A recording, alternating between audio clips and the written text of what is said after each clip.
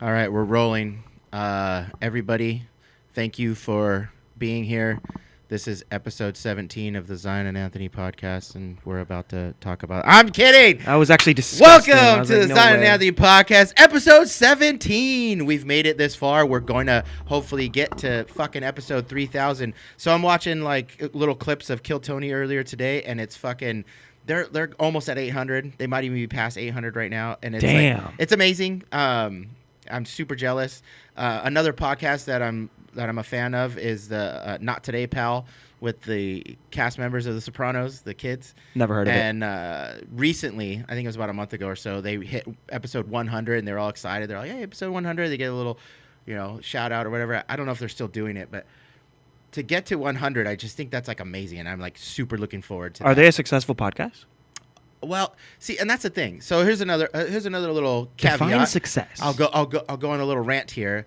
I am, and I probably talked about this before, but I'm super jealous of all those podcasters that they hit the ground running because they're either already famous, they're already comedians, they've been on a show, or I just saw fucking Maury Povich. Maury Povich has a goddamn podcast. Like, I don't know who that is. He's an old school like Jerry Springer fucking, he used to have like a daytime talk show where he fucking, "You're not the father." That fucking shit. Oh, he's that guy? Yeah. So it's like everyone's like, "Yes!" But regardless, it's just he has a name, right? And he has following. So he could literally just go, "Hey, I'm Maury Povich." And like he had Dan Soder on the other day. It's like Dan Schneider? Soder. Oh. Dan Schneider touched children. He was the guy who made iCarly and all those Nickelodeon movies. Did you see the documentary? Ew. Gross. He touched kids, dude. Yeah. All right, no, keep going. I'm not down. Hold on. These headphones are fucking. You're right. Our first pee break, 2 minute, 1 minute into the thing already. No. I could do it without headphones. Okay. But anyway, super jealous of all these podcasters that are doing it. But like, I also have the power that because we don't have a huge following. I mean, our podcast, we've had podcasts get like 100 views, couple hundred views. Typically what they get is between 30 and 60. And I think of those 30 and 60, only like 3 or 4 people are actually watching them to the end of them. So we have the freedom to completely just steal jokes, steal premises, make shit up. We can completely lie. I like We could be ourselves completely and do all of the shit that reveal to the world that we're fucking idiots and that we don't know what we're talking about. Even you saying that just took a weight off my... Because we just don't have that many people that watch it to the end. They might tune in just for the welcome and then nope. And then they change the channel. So if we don't grab them right off the bat, it's just over. So maybe we need to change our intro to like something else. Maybe we have like a little dance number. Controversial? Oh, yeah, we could do a dance number. Yeah, we'll like perform like a choreographed dance, and that'll be like the intro to the Zion. If you're trolling, podcast. I hate that because I'm actually fully down for that. Like the Peacemaker, right? Yeah. Like they did that full-blown choreographed dance to start the... Do you think the season 1 dance or the season 2 dance is better? I watched both seasons just to see that dance. I love that theme song. I don't skip it ever. And it's like none of them can dance. Yeah. They're just all doing... That's the joke. I love it. Like exactly what they're told to do. Yeah. And it's choreographed. It's kind of like the whole concept of... Napoleon Dynamite, that dance that he did, it wasn't like this great dance. He's not a great dancer, but because it's choreographed to this specific music. Exactly. You look at it, and really what you're seeing is commitment. Yes, and they're not having fun. Exactly, like you said, commitment. They're not having fun. Commitment. That took hours. I heard that was the longest time they took to shoot a scene in that show. So maybe we should choreograph something. I'm down. And then like do that as our intro, and then maybe people will go, "Oh, yeah, and you have to do whatever I choreograph. You can choreograph. Okay. And I'm excited. Yeah, and I'll do what I don't have no shame. I'll just do whatever it is that you're down for. So, but anyway, yeah, like I said, I'm super jealous of all these people that just start podcasts because the podcast world is like blowing up. Like people are doing it. It's one of the reasons why we even started doing it. Yeah. We're like, oh, there's a place for this. I mean, like you said, everyone should have a podcast. Everyone should start a podcast. Everyone should. We're standing on our business. And I actually go through, just so everybody knows, I go through and I find podcasts that have no views and I watch them. Yeah. And I watch them in their entirety and I fucking like it. You never know who's watching. I've done that. Yeah, I just watch random podcasts. Some of them are super boring. Yeah. And that people aren't interesting. And I'm like, you guys shouldn't have a podcast. But I'm promoting the idea that even you should have a podcast. That's me with people I meet in public. They don't even know that I know their Instagram and go on it sometimes. And so up to. I'm almost Sober. I'm pretty much sober. I've only. I thought you were sober. Well, I can't say I'm sober because I've actually had 2 beers. Oh, you're literally holding a beer. But 2 beers are nothing. Yeah, for you. He's him sober. This is like number 3, and then I have this one, so that I have something to drink while we're hanging out. But technically, I'm sober because I'm an alcoholic and I drink in abundance and I drink very frequently. This little bit of beers is not going to do anything for me. So we might take a pee break, and then I might run and zip and go grab like a handle of something, and then we'll really get down. Not you soft launching. You're gonna be drunk. This is gonna be fun.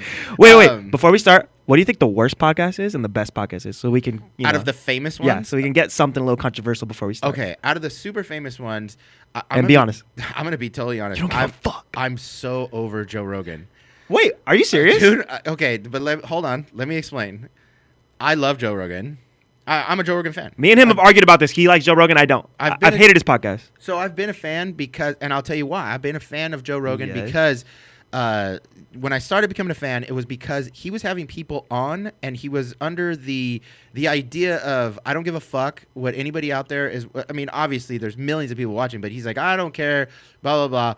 I'm super interested in what this guy has to say, and I'm super curious. And it was like, everybody knows. I'm not saying anything that people don't know. All right, he talks about like the ancient Egypt, fucking how the pyramids got built. He talks about a whole thing about that COVID and that virus, and has doctors on and scientists.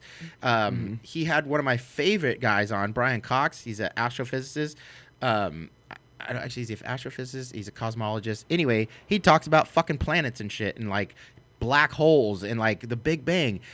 That guy, I was following him before he went on Joe Rogan, so I was like super excited that he went on Joe. I was like, holy fuck, like people are going to be exposed to this.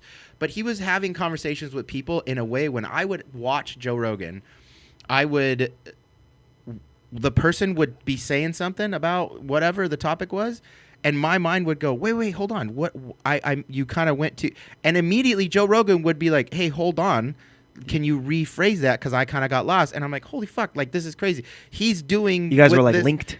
Well, I'm just saying, I think he was asking the obvious questions for my mind. Yeah. Like I was like, oh, this is an obvious question here. And he was putting that in there. So while I was watching it, I was getting out of that fucking person that was being interviewed. Like it's so much better than when you watch him. It's like, I feel like other places that they're being interviewed, like maybe the person that's doing the interview has his own agenda and is trying to get to a certain point, or is being controversial, or is being, contradicting, like a contrarian, just like, oh, that's not right, or whatever. So you think Joe Rogan's a good interviewer?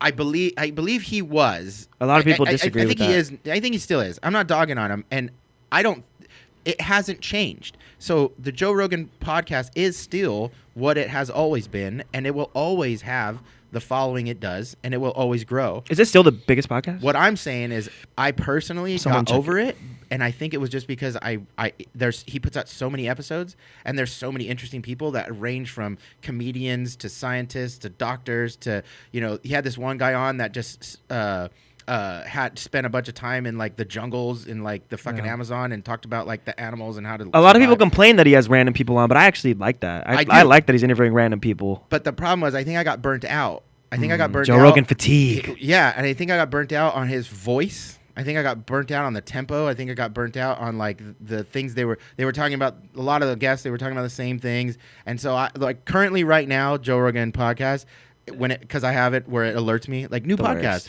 I used to see the new podcast and be like, oh, cool. Now I see it and I'm like, skip. Isn't that kind of cool though, to be on someone's screen that much to the point where people get sick of you? That's the goal, no? Like Tom Holland in every movie or whatever. I have like 32 followers on Instagram. I think a lot of people go, I'm sick of this guy. Okay, we don't need that yet. When you get famous, get successfully, annoyingly famous. But I think the whole point is like we're putting stuff out there as much as we can. We want to get as much content as we can out. We want our podcast to go out there. We want people to just start to get to know us to the point where they feel like they know us. But then that way we could just be on the shelf and be playing. And so like, don't get sick of us just yet. If you are, maybe I'll change my voice. Maybe I'll start speaking French. I'll change something. Please like and subscribe. No, I'm kidding. But so my least favorite one right now currently is Joe Rogan, but no disrespect. I still think it's great. Best? I think the one that I've been watching a lot lately. Oh my God. That's so funny. So I'm excited. It's a fucking Zon and Anthony podcast. It's so stupid, but I've been watching a lot of like Amy Poehler.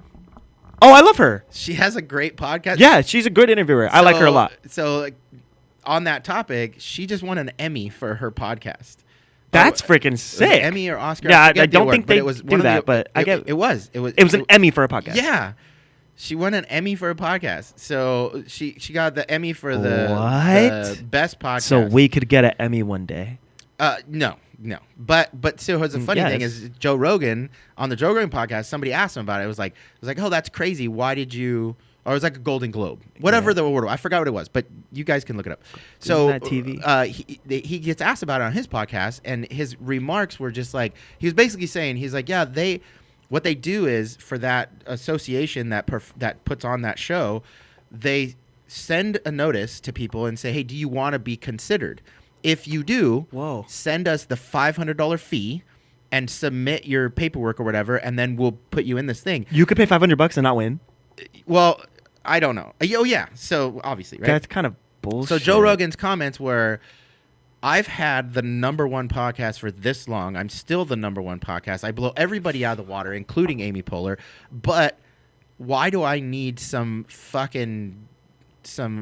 sanctioned entity to like tell me that I'm the best podcast? I know I'm the best podcast as far as numbers go. So who gives a fuck about this small group of people that are going to say, oh, hey, just so you know, you're the best one. I know I'm the best one. I'd only pay if I was confident I'm winning. He's like, so why do I give a fuck to give $500 and submit paperwork? I don't fucking care. I don't do this for awards. And I respect that. Like, yeah, I'm kind of on board with that. But at the same time, it's like, I'm curious. Like, what I would have loved to seen is him submit everything and see if he still won. Because if he didn't, do you think he's kind of scared? I don't think he's scared. I don't think he's scared. Do you think he's saying that as a cover up for secretly kind of being insecure? I think Joe Rogan is the epitome of don't give a fuck. Like, or is he covering that up because he's insecure? I don't think he is. If I've watched enough of him, he is short, and you never see Joe Rogan stand. You really can't have that much footage of yourself talking to so many wide variety of people on so many different topics. Yeah, that's a fine argument. If there's something like in your personality that nobody noticed, that's how fucking crazy. There's no way that you hide that. You know what I mean? I think anybody who watched one of our podcasts, they know exactly who we are. Yeah. So, you know what I mean? How would we hide that? Have you seen, kind of off topic, but still on topic because it involves Joe Rogan, but have you seen the clip where he makes Shane Gillis like look stupid? Shane Gillis has a joke, and then Joe Rogan doesn't even get the joke, and it's super awkward and painful. But you know what the joke was? I was just going to go on Joe Rogan if I couldn't make SNL. And then Joe Rogan goes, like, next. And Shane Gillis goes, I thought that was funny. I literally wanted to unsubscribe from Joe Rogan after that clip. I got so uncomfortable. The least he could have done was, and then keep listening, not. But that's a viral clip that Shane Gillis. I guess it made it more funnier. Turns into. No, it was already a moment that Shane Gillis acknowledged was a moment. People took that clip and were able to witness the awkward. His podcast yeah, but I don't think they talked about it. Okay. Okay, I think they talked about it because it went viral. I don't what think. I'm saying is like his. That's an L Joe Rogan moment. Regardless and do you agree? Of Joe Rogan's reaction, he was like, "Oh, I thought you would have laughed at that," and yeah, he should have. That looked to me like Joe Rogan had a shit sense of humor. I just think simply that Joe Rogan didn't get it. Okay, so or dumb. Joe Rogan really likes to try to be humble. Like he goes out of his way to be like, "Oh, I don't care about." Oh, okay, so that's different. Yeah. So when Shane Gillis is like, "Oh, well, I'll just come on Joe Rogan, and that will give me." He's like, "No, Joe Rogan's like, no, it won't." He's do like, much "No, for you." Okay. You just come on my podcast and damn, be you found my a friend. way to make me think like, about it. Stop thinking that I'm here. I'm not. Damn, Joe Rogan's the best. Yeah, I'm not doing this just to make you famous. I'm doing this because you're my friend and we're having fun. I enjoy your company. That's cool. I like that. Even though you're putting words in his mouth, I like that. But then the other part of that is I've seen interviews where comedians talk about going into the green room. And Joe Rogan being like gatekeeper about it, like who the fuck is that? Get the fuck. This is not... the mothership, right? Yeah, I just saw that. Like he doesn't like certain people. I forgot who that was talking about it. Me too. Like, he's like, yeah, oh, dude. Okay, so I forgot. Oh, god damn it, I'm gonna forget. Oh, now I want to talk about that too. The difference between Texas and LA. Have you heard about that beef? There are comedians that choose to go to Texas, Austin, and then the comedians that choose to go to LA. And apparently, Texas is getting shit right now because if you go to Texas, you're not funny. That's where all the unfunny comedians go. I wanted to know your thoughts on that. Well, they all talk about it like Joe Rogan created this like. Yeah, that is how they talk about it. And like you know more about Joe Rogan. Is that true? Is Joe Rogan like the leader of the comedians? Like he decides whether you're successful or not? Because that's how they make it sound. And So Joe Rogan is not the arbiter of what's funny, what's not funny, but he has such a following that if you gain his trust and he's likes like the you, cult leader, and he brings you onto a show because he just likes you. Like Shane Gillis talks about it in the beginning of his career. He talked about it on another podcast where he's like, "Oh yeah, the Joe Rogan bump, that's fucking serious. That's real. I went on Joe Rogan. That's kind of cool. My following went, roop, you know. So like, yeah. So somebody has a following, but that's what I'm. That makes me wonder how many comedians are faking their love for him. But that's where this conversation started. Is my jealousy for anybody who hits the ground running is in starting a podcast is because they already have that notoriety to where they could just call up celebrities and be like, if you're promoting something right now or you want to get on camera, I have followers, I have viewers. Well, once you make it in one thing, you make it in everything in the arts community. It's a snowball, right? Once so you're an actor, you could be a musician, like Nepo baby. Hey, famous guy, I get 100,000 views every video. Do you want to come on and promote whatever you got going on to the 100,000 people? Yeah. Like it used to be TV and radio and all that stuff that you had to go promote. Now podcasts are what you promote because there is a true tangible fucking metric that you can look at and go, this is what I have. I can't call fucking Shia LaBeouf and be like, hey, do you want to come promote to my 44 viewers? Yeah. He's gonna. Well, first of all, he's not gonna take my call. We've tried. He's tried DMing Paul Rudd. I did. I DM Paul Rudd. And Tim Robinson. And Tim Robinson left it on scene, actually. So, that's what scares me, Noni, about if this podcast does blow up. Let's just saying we get super lucky. Yeah. It kind of sucks that this takes off first before everything else. Because don't you think the order matters? If you want to be an actor and your podcast takes off first, I think your odds of switching from acting after podcasting is low to make it. Rather than if we were actors first, it's okay to start a podcast. So if this takes off, we might be fucking over all my other careers. It's like when musicians join movies. Why is this artist doing a movie? Oh, his acting sucks. He should just stick to music. What do you have fun doing the most? Acting, directing. Music? Music's fun. Music's fun, but I don't want a career in it, really. You want a career? I want to do shows, acting for sure. And directing? Yes. Directing first? Directing first. And then acting? Yes. Maybe put yourself in your own stuff. Is that the thought? Yeah, like Tarantino. It's like, okay, I've created this. I wrote this story. I have it in my head how I want it to be played out. Yeah. I have the roles and actors, and you're a brand risk. I want to put myself in a small role, or I'm the lead. Okay, I like that. I'm asking you. Yeah, I would love that. I would put myself in my own films as the lead, or as just the like lead. I do that currently. Yeah, only because I can't find anyone willing to act. Well, hold on a second. So if you put yourself as the lead, that's a lot of work. It's draining, and I take it too serious. The director and the lead. Yeah. Have you heard of Shane Dawson? No. Okay, well, he's an iconic YouTuber that made a film, and he took it way too serious, and there's footage of him crashing out on people, but he's not paying that much. He's a small YouTuber. He shouldn't be going that crazy. That's me with my stuff now. If you act in my stuff, I act like I'm Steven Spielberg. And is that bad? No, you should. So that's why I put myself in my own movies, is people can't handle my directing. I've seen videos like did you watch that Val Kilmer documentary? Awesome. No. So there's the Val Kilmer documentary. Anyway, in that documentary, he's got footage of old footage of like VHS of him performing. Oh, this is awesome. Scenes, right? He's like performing at his house. This is awesome. Like he's at his house and he's like trying to get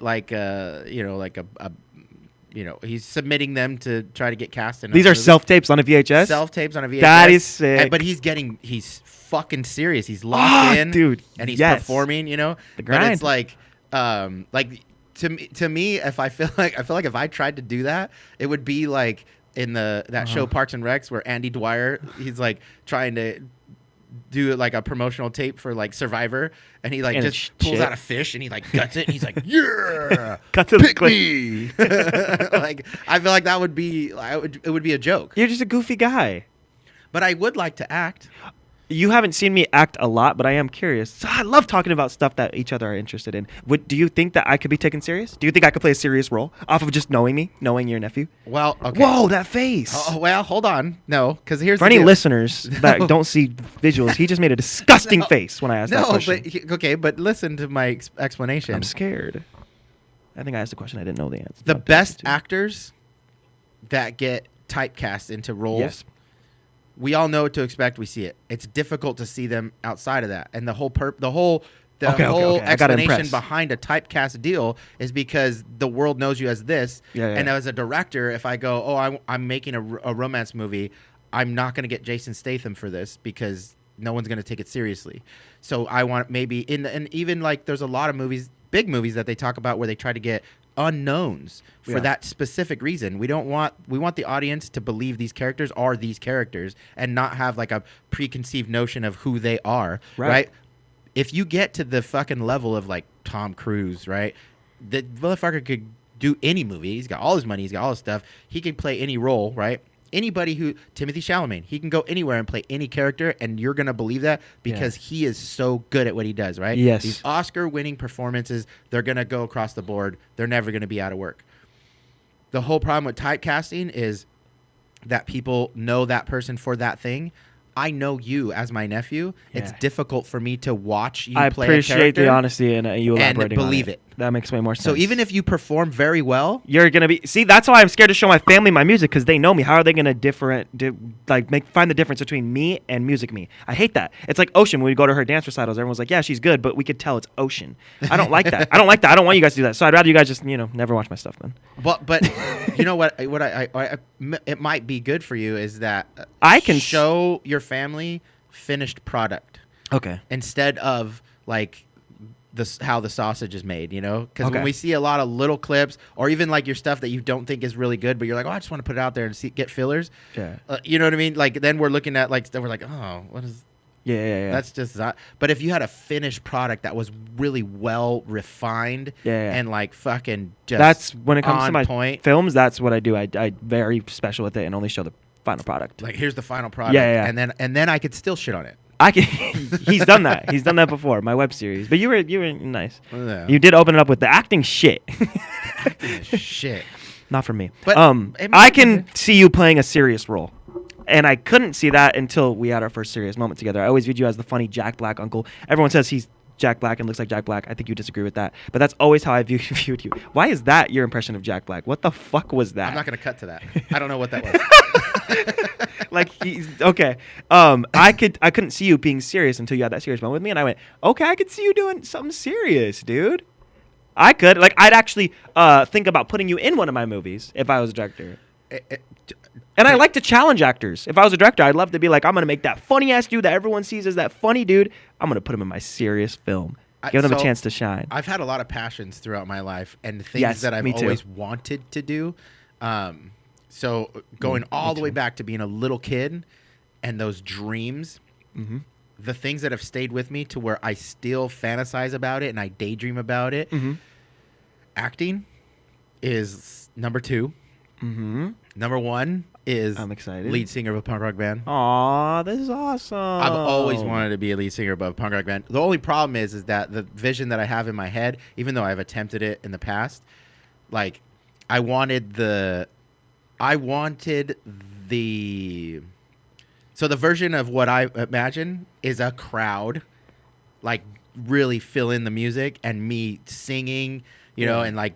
So, like, I look at bands that I love, and I look at the lead singer and go, fuck, I would love to be that. Yeah. The problem is that what it takes to get to that, I don't have it in me. I didn't have the discipline and the wherewithal to actually go through all the crap to, like, get to it. And okay, now that you're getting older, so many fun topics. Because I'm at the age where people say, go for it now, or you're going to wait too long and you're going to be 40. Now that you're 40, right? How old are you? Thank you. You're 50? No. You're 46.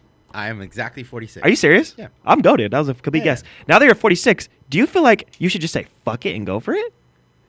Because you have less life than me?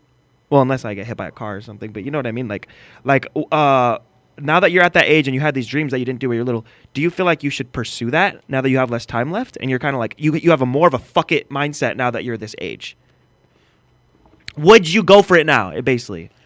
So now that you have no reason to wait. You know what's funny is one thing that I've discovered in my late 30s, early 40s is that things that I dreamed about doing.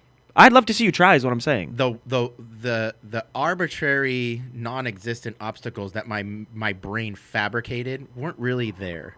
So like I always wanted a Harley, and I always felt like, oh well, I'm not like a biker kind of guy. So you have one now. Yeah, but like I literally at like 37 or 38 years old, like I just went out and bought one and was like, oh wait, I could just go buy one. Yeah, that's what I want you to Nothing's view stopping punk me. rock. Yeah, nothing's stopping you from being a punk rock singer. The other thing, well, so in my life, I actually could see you doing I have this. all these passions at like 15, 16 years old. Be delusional. And then at 20 years old, I became a dad. And then I didn't stop having kids until I was 27. You fell in love with it. And I was just a dad. And then I was an uncle, I was a dad, and that consumed Not me. just a dad. Being a dad is a really big deal, and No, definitely big deal. not everyone could do that. But it takes a you can't pursue a passion like, when you're bouncing all that, well, because these are passions. These are like, oh, I want to be a singer of a punk rock band, or I want to be an actor. Okay, that doesn't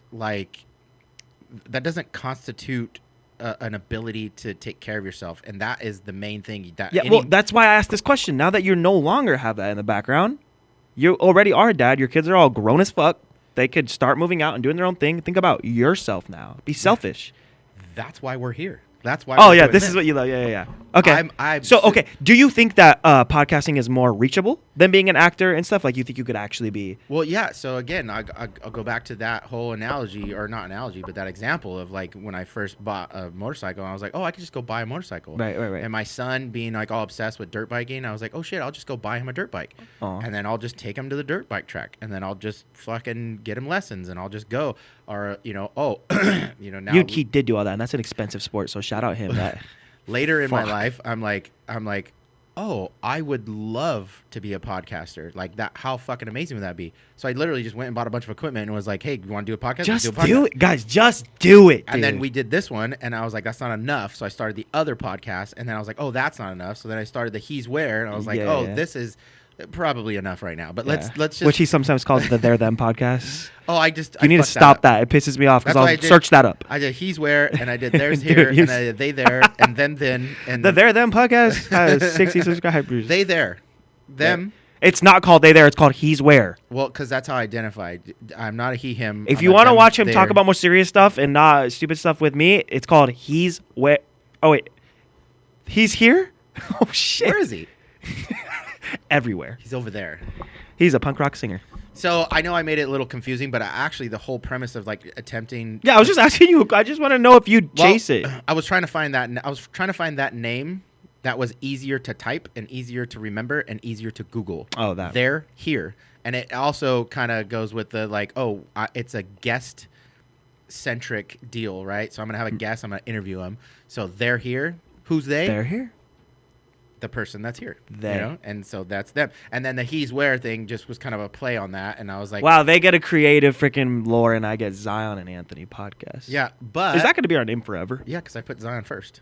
That's true, and that was really sweet. And then we just leave it Zion and Anthony podcast, like, and forever, because you want a brand. We want. It's so scary to start a duo or a band with someone because you can eventually split, and then the We're name not changes. splitting. No, ever. We can't split. Never. Yeah. We're linked. Oh, that makes me happy. Forever. I was fishing and you did it. I'm gonna be 60.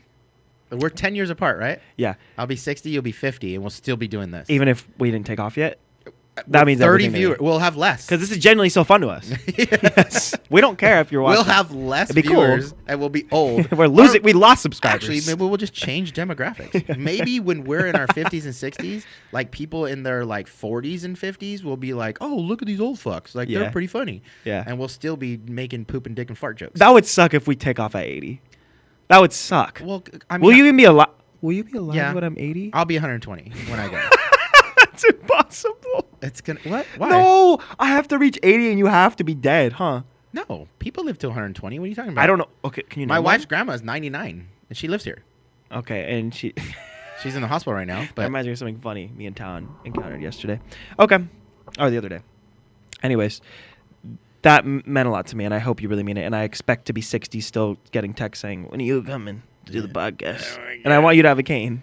and then I'll be posting on TikTok going, "He's not here again." Promoting at 80 is so funny. We had Okay. one podcast where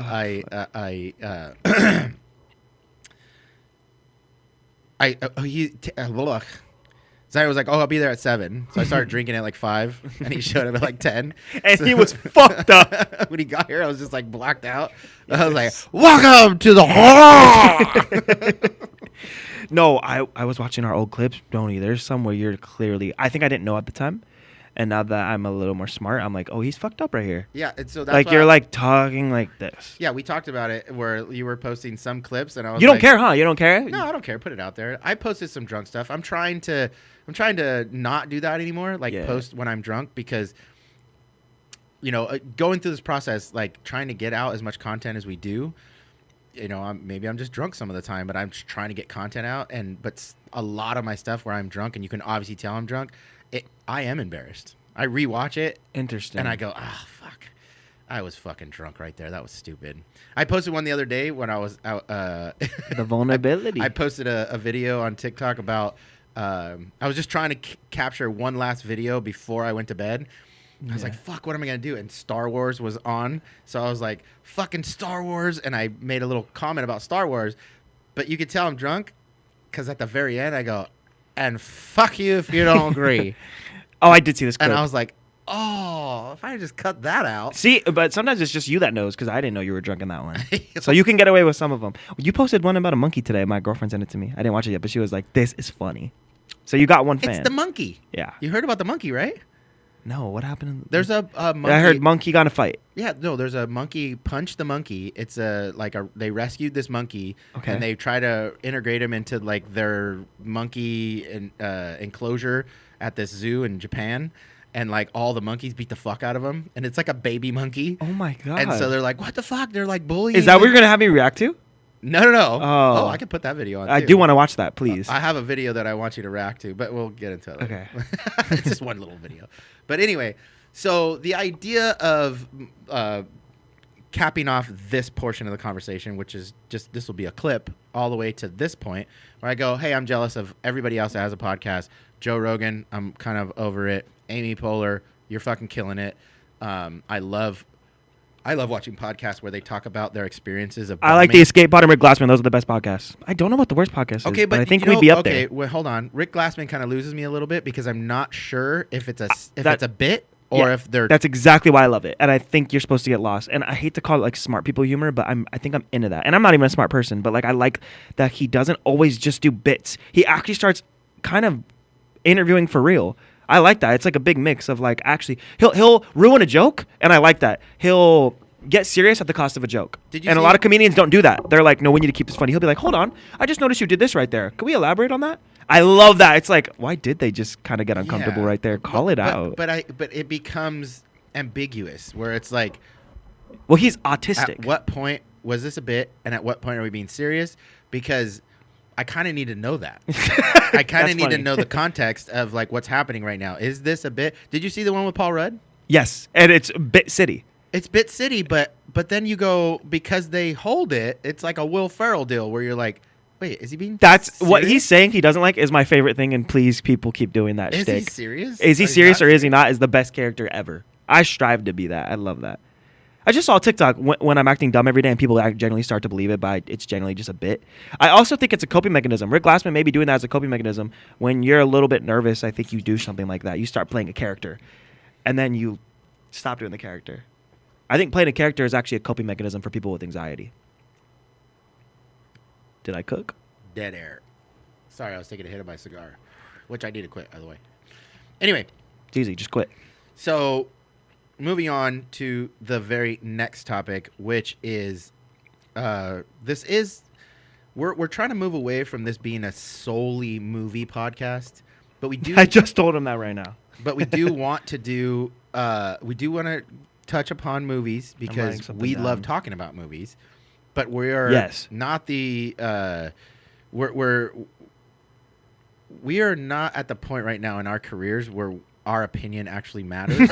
So that's better than what I said earlier. So we'll talk about movies real quick. One thing I definitely wanted to say is I went to the movie Nirvana, the band, the movie, the show, the fucking jerk off. I don't know what it is. Nirvana, the band, the show, the movie. Hold on. So I went to that movie, me and my wife, and we sat down. We watched it at what's called a screen unseen. Yeah, I was about to. So it's where you go in. If you've never done it, it's fucking amazing. It's fun. It's a lot of fun. You should do it. But you go in, you have no idea what the movie is. There's no preview of it. There's no nothing, and it's typically not something you've even seen being advertised. So you're just surprised with whatever it is, and you go along with it. We sat down. We didn't know what it was when it started. We didn't give it enough time, and we got bored too quick, and we walked out. I like that you admitted that you didn't give it enough time. So that's not what he said at first when he first told me. After we left, I sent a mess. Well, so I actually invited Zion, and he was like, "No, I'm going to watch the movie you're going to watch tonight. I'm going to watch it this Friday." Yep. In L.A. Because I know the mystery movies. Thanks. Shout out Reddit. So I'm going to pass this one off to Zai, and I want him to give me his whole deal about that movie. Nirvana the show, the movie, is the best movie I have ever seen. I went with my brother and my girlfriend to a screening. I think it was part of their tour. They were touring the movie in a bunch of places, and there was one in L.A. at the Grove. And we watched the film, and they came out and did a Q&A after. I thought it was one of the smartest movies I've ever seen, one of the most creative movies I've ever seen, and one of like the best acted. Like they're doing characters, but they're also talking to real people, and they're getting real reactions, but they're staying in character, and they're going on top of this sky tower, and they're about to jump off it, but they're staying in character during that, and I think that's actually better than if you're just acting in a movie. I think that ability to make sure you're in character while you're in an insane situation like that, where you're at the edge of a fucking cliff, and there's real people around you, that's even better acting. I love the mockumentary, but it's like, it's better than a mockumentary. I loved when they cut in order to keep talking about it, Noni, I'm going to have to like get into spoilers. And it's going to be stuff that you don't know what I'm talking about. So in order to talk about the things I love about the movie, I would have to get into scenes. So for now, I'll just say, please go watch the movie and go in blind. Be the opposite of him. He went in blind and walked out. Go in blind and keep giving it a chance, because it only gets better from the start. And I don't blame anyone for walking out right at the start, because it does start with two hyper white guys being like, what are we going to do today? I don't blame you guys for being like, oh, this is annoying. But that's their characters from the TV show. It's originally a TV show, so that's how they act in the TV show. You just didn't know what you were watching yet. I didn't know what I was watching. They want you to go in blind. They said that. I didn't know the characters. I didn't know what I was watching. What we thought we were watching was an actual documentary about these dudes. So and something to do with Nirvana? Did you think think they were playing characters? I didn't know. And maybe that's the whole premise of the movie. They're playing exaggerated versions of themselves, because their names in real life are Matt and Jay, and their names in the show and movie is Matt and Jay. And that's how they act in real life. And in our show is Zion and Anthony. Yeah, exactly. It's crazy. And it's just really you would like it. You like Jackass, you like Impractical Jokers. It's like that. Did you get to the point where they talked to that dude at the parachute place? When he's like, I'm a libertarian. I'm totally for you guys jumping off this. Just know you will die. You will die. You get electrocuted. No, we walked out before that. Are you serious? Did you even see them jump off the Sky Tower? No. We left early. Okay, so not only did you guys leave early, you left right at the start. Yeah. Because that happens pretty quick. See, he didn't watch he's talking shit about a movie he didn't see. No. I never talked shit about it. I said I walked out because walking out is talking shit to me. I would break my heart. Well, okay. I regret walking out. That means everything. I didn't give it because I know you. You'll even if you don't like it, I can see you being like, okay, I appreciate that. I see why you guys are into it. There's no way you'd be like, this is dog shit. Kelly, your wife, said it was shit and said that she was proud of walking out, and she said it's not a movie. I kept saying, please let me explain it. She went, it's not a movie. It's not a movie. Yes, it is.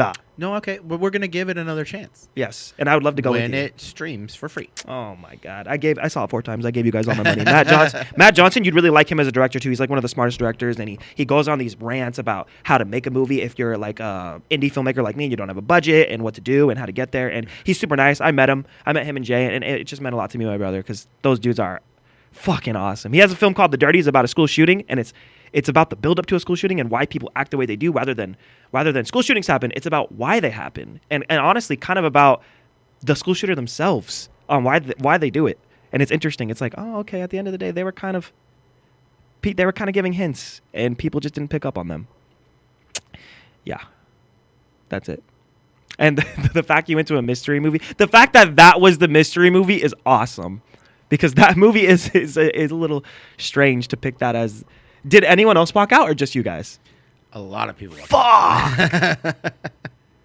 Dude, people just don't. We live in a stupid area. Maybe it could be. It was thriving in LA. From my experience, and maybe they shouldn't have done screen unseen for a movie. No, that was awesome that they did that. Hold on. I think the idea to do a screen unseen for a movie that is like that that starts off making it look like it's a documentary. Documentaries are a niche, right? So people don't necessarily flock to documentaries. That's why they're like top box office videos, movies are not documentaries, right? Those are things you watch on Discovery Channel or Netflix or whatever when you're sitting in the comfort of your own home. You go into a theater to watch a fucking a full length, like awesome, well directed, everything film. That's all this movie is. But I'm saying when you go in and you don't know that that's what it is, but it starts off making you think that it's a documentary, I think it loses, especially when you don't know. You don't know that this film goes where it goes. Yeah. You don't know what's going to happen, but you're led to believe in the beginning that it's just a documentary. Yes. That's where it lost me. Like if I would have we went in pretty much blind too, and we were impressed from the start. But you knew the directors, you knew. I did know. I knew it. Yeah. Stuff. Like we didn't know true. anything, so we just thought like we were about to sit down to this fucking documentary. We're like, oh, great. I should have called you and was like, hey, the movie you're seeing tonight. I told you something, right? I gave you some sort of warning. No, you said I'm not telling you anything because I want you to tell me what you think. I don't want to spoil it. Okay. But that's fine. That's fine. We didn't. I will watch it. I would pitch it to you, but yeah, I really want you to go in blind. I will watch it, and then it's an we'll awesome talk about movie. it on the next episode. It's super creative. Most creative movie in years. On the next episode Can't of believe they Zion and made Anthony Podcast. Yeah, and if you learn anything from this segment, don't go to a mystery unseen and walk out. The whole point of the mystery unseen is watch something you'd never go watch and pay for. Stick it out. Yeah, stick it out. You paid $5. Stick it out. So we started off with that movie. You watched it. You gave your one movie. It's hard to talk about it when you haven't seen it. But we're going to go one more movie real quick, and then we'll just kind of go through it real quick, and then we'll go on to some other topics. But I have a topic, too. A movie that we both watched. We'll just kind of glaze over this one real quick. Housemaid. Yeah. I loved this movie. Oh, my God, me too. I thought you were going to talk shit. Oh, my God, no, dude. I loved it. Let's go. Yeah, and so but this one I rented. Okay, I know it's in theaters, but I rented it. We watched it at home. And support them. It was one of those movies where when you have to take a piss or when you want to get up and get something to drink, you pause it. Yeah. I don't want to miss anything. I do not want to miss anything. Mm-hmm. And I thought it was an amazing movie. I thought it did exactly what a movie is supposed to do. It takes you on this fucking journey. Yeah. And I think the twists. It's great when twists aren't predictable. Mm-hmm. But then when they're kind of predictable. And it does what you want it to do. Yeah, you're like, I hope this happens. And then it happens. Yeah. You're like, fuck, let's go. Yes, yep. That's exactly the story. So I wanted her to be a bad bitch. Me too. And I loved. There's so much that I loved about it. But one of the best lines in the movie was her telling him, "Oh, did they not tell you why I was in prison?" Yes. I was like, oh, fuck yeah. Yep. That's one of the best. The dude was. Shout out to that guy. Like, he was great. I heard he's going to play Batman. He did such a good job to make me hate him. Yep. And like there was actually a point where I was like, I get it. I get why these girls are falling for him. Dude, he got a Joffrey level. Yeah. Like I was like, I hate you as much as I hate Joffrey. That's Game of Thrones, right? Yeah. Oh, you don't know. I heard he's a good villain though, right? Yeah. Yeah. Okay. I get what you're saying then. Like I think most of anybody who watches this will agree with me that the most hated villain on the planet is Joffrey. King Joffrey, right? Yeah. He ends up. Did you not watch Game of Thrones? No, and don't. Jesus I have a Christ. plan. I just the last season makes me not want to check it out ever. Okay. So saying watch something but the end sucks is like a shitty way to pitch anything to someone. Don't be afraid of a moth. Yeah, I'm kind of okay. We have lights and the garage door's open, so there's a moth. Well, it's getting really close to me. he's okay, keep going. My nephew's a scaredy cat. It's okay. Okay. This will be the scene that we cut and we go clip it. Yeah. Okay, go. Come on. I like what you're saying. I like the glaze. What were you talking about? That he was a really good villain.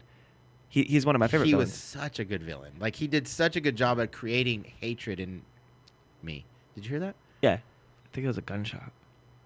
No, moths came from and in guns. my house. Ooh, a gunshot inside your house? Anyway. I lost my train of thought completely. He was a great villain, and I like that and like what I was saying is I understand why they fell for him. I don't know if you agree with that, but I feel like it makes complete sense. He's a hottie. And it's honestly not even what you think you're watching. The entire movie is actually not what you think it is at all. You think it's a movie about this girl who's like, stuck, but really she wants to get away from this man. Pause. And she's for the cheating, and she's trying to make them cheat by putting them in situations where it's just them two. But then I'm a little bit confused about why she went downstairs and stopped them from fucking at the movie theater if the entire time she wanted her to cheat. We were watching this movie, my wife Stop and I, right out. and I said at Maybe the just for beginning of the story. movie, I was like, they're making it way too obvious, way too quick. Oh, you got the twist? That the wife is the bad guy, so she can't be the bad guy. There's gonna be a twist because Really? because it was too quick. Okay, I see that. Hi. I'm stupid. Just kidding. Wait, what happened? We're cheating on Julian. He didn't watch the movie Which movie? Housemaid. Have you seen Housemaid? No, I haven't. Check it out right now. Go watch it with Julian and then come down. So yeah, so it was, and I'm not. That's not a flaw of the movie. No, I get. They I do need- that sometimes, but they- I thought she was a bitch. I thought the story needed to have that. Because it needed. You only have so much time. Yes. Like basically, you're getting 2 hours. You're trying to get the story in 2 hours, and if you have all these twists that you're trying to, you gotta have character building. You gotta have people fall in love with certain people, hate certain people. You gotta do all, and you're trying to fit that all in, and you're trying to fit these twists in. So yeah, you had to get that in quick. It was just, to me, it seemed obvious to go. So you eliminated the idea of her. I was like, they're painting her out to be this evil bitch too quick. There's no way that she's the bad guy. You didn't believe it at all, even when she's having that fit in the kitchen. Yeah, I was like, no. I was like, no. I was like, no. There's a twist here because she's getting too aggro too quick. Okay. That there's for sure this is how they're gonna get the twist, right? And then I was like, and then I go, oh well, it's a small casted movie. There's not a bunch of people in this movie. Who's the bad guy? It's got to be the dude. Yeah. And so I was kind of nudging my wife. I was like, it's the fucking dude. I'm telling you, it's the dude. Yeah. And then when it was the dude, I was like, yeah. I told you. It was the fucking by dude. process of elimination, that makes sense. Because why would Sydney Sweeney be the villain when they keep alluding that she goes to jail? Yeah, that makes sense. What did you think of that when you find out that she went to jail for some bullshit and she was stopping a rape and she's actually a rapist assassin and she goes out killing all the rapists? So I have two flaws that I really want to talk to you about the movie. No, but I really thought that was a great, I'm gonna go to my letterbox. portion of that movie, or a great aspect of that movie. It was like she did the thing. Yeah, right. She went to prison for it. She kind of wasn't like regretting it, but she was just like, this is my life. I did what was right, blah, blah, blah. Yeah. But then now she's like taking that whole thing, instead of being like, oh, that was my life, she ends up being like, oh, no, that's my life. Yes. That's my goal. That's my mission. I don't give a fuck what the rest of the world goes. And then she ends up having a support system that allows her to do this thing. So it's like this thing that she was told by the world that is like she was judged and shitted on and punished. Then she gets a support system around her that not only advocates but like facilitates her ability to go out and fucking seek and destroy, which is fucking amazing. Yes. And I love that. Me too. I loved it with all my heart. I have two criticisms though, but keep going about your glazes before I murder the movie real quick. Oh, I thought you were like pausing. No, I was taking off my headphones just because I was looking in and made my hair look stupid. And you didn't even tell me, dude. We don't have hair and makeup here, so yeah, can we get that? If Zion needs to take fuck? a break to go Yes, I powder do. his nose. Okay, so I didn't think Sydney Sweeney's acting was good. There's my first flaw. And I love the movie. I thought it was a fun time, and I recommended it to him because it was fun. But I have a few little nitpicks. There's my first nitpick. Agree or disagree? I got lost in the story, so I would say that I forgave the acting. If you got lost in the story, that means the characters are putting on a show, and you're falling for it. They did enough. Yeah, that's what I mean. So you think they cheat? Really? I think if a person's doing a bad acting job and it's like a shit, Sydney Sweeney's horrible. If it's a bad acting job and it's a shit story, then you're you're not entertained and you're not lost in the movie. So then you start nitpicking. That's a good point. But I wasn't. I was in the movie. So even if she kind of like dulled up the acting, I didn't notice it. There's a clip going viral on TikTok. You know the part where she's dropping all the glasses to piss him off because he's OCD? Yeah. She goes, "Gravy, I fucking love gravy," and everyone's quoting that like, "What was that acting?" So that didn't stand out to you. You don't. Well, you know that. You know That's that how she po- says it. You know that point where she holds up the pliers, Yes. and then I'm about to talk about that next. if you notice, like it shows a shadow of the shadow of the light passing through the keyhole, and that shadow is like the cover of the book. Are you serious? Yeah, it was like a That's reference. actually really fucking cool. Yeah, it was like a reference. I didn't even know this was a book. Yeah. Do you know that kind of eliminates all my critiques? Oh no. Okay, go. Because if it's a fucking book, it's a little corny sometimes. Okay, Sydney Sweeney's character, I wrote this in my letterbox, was getting revenge after him trapping her. She's trapping him. When she pulls out the pliers, I wish he cut off his dick.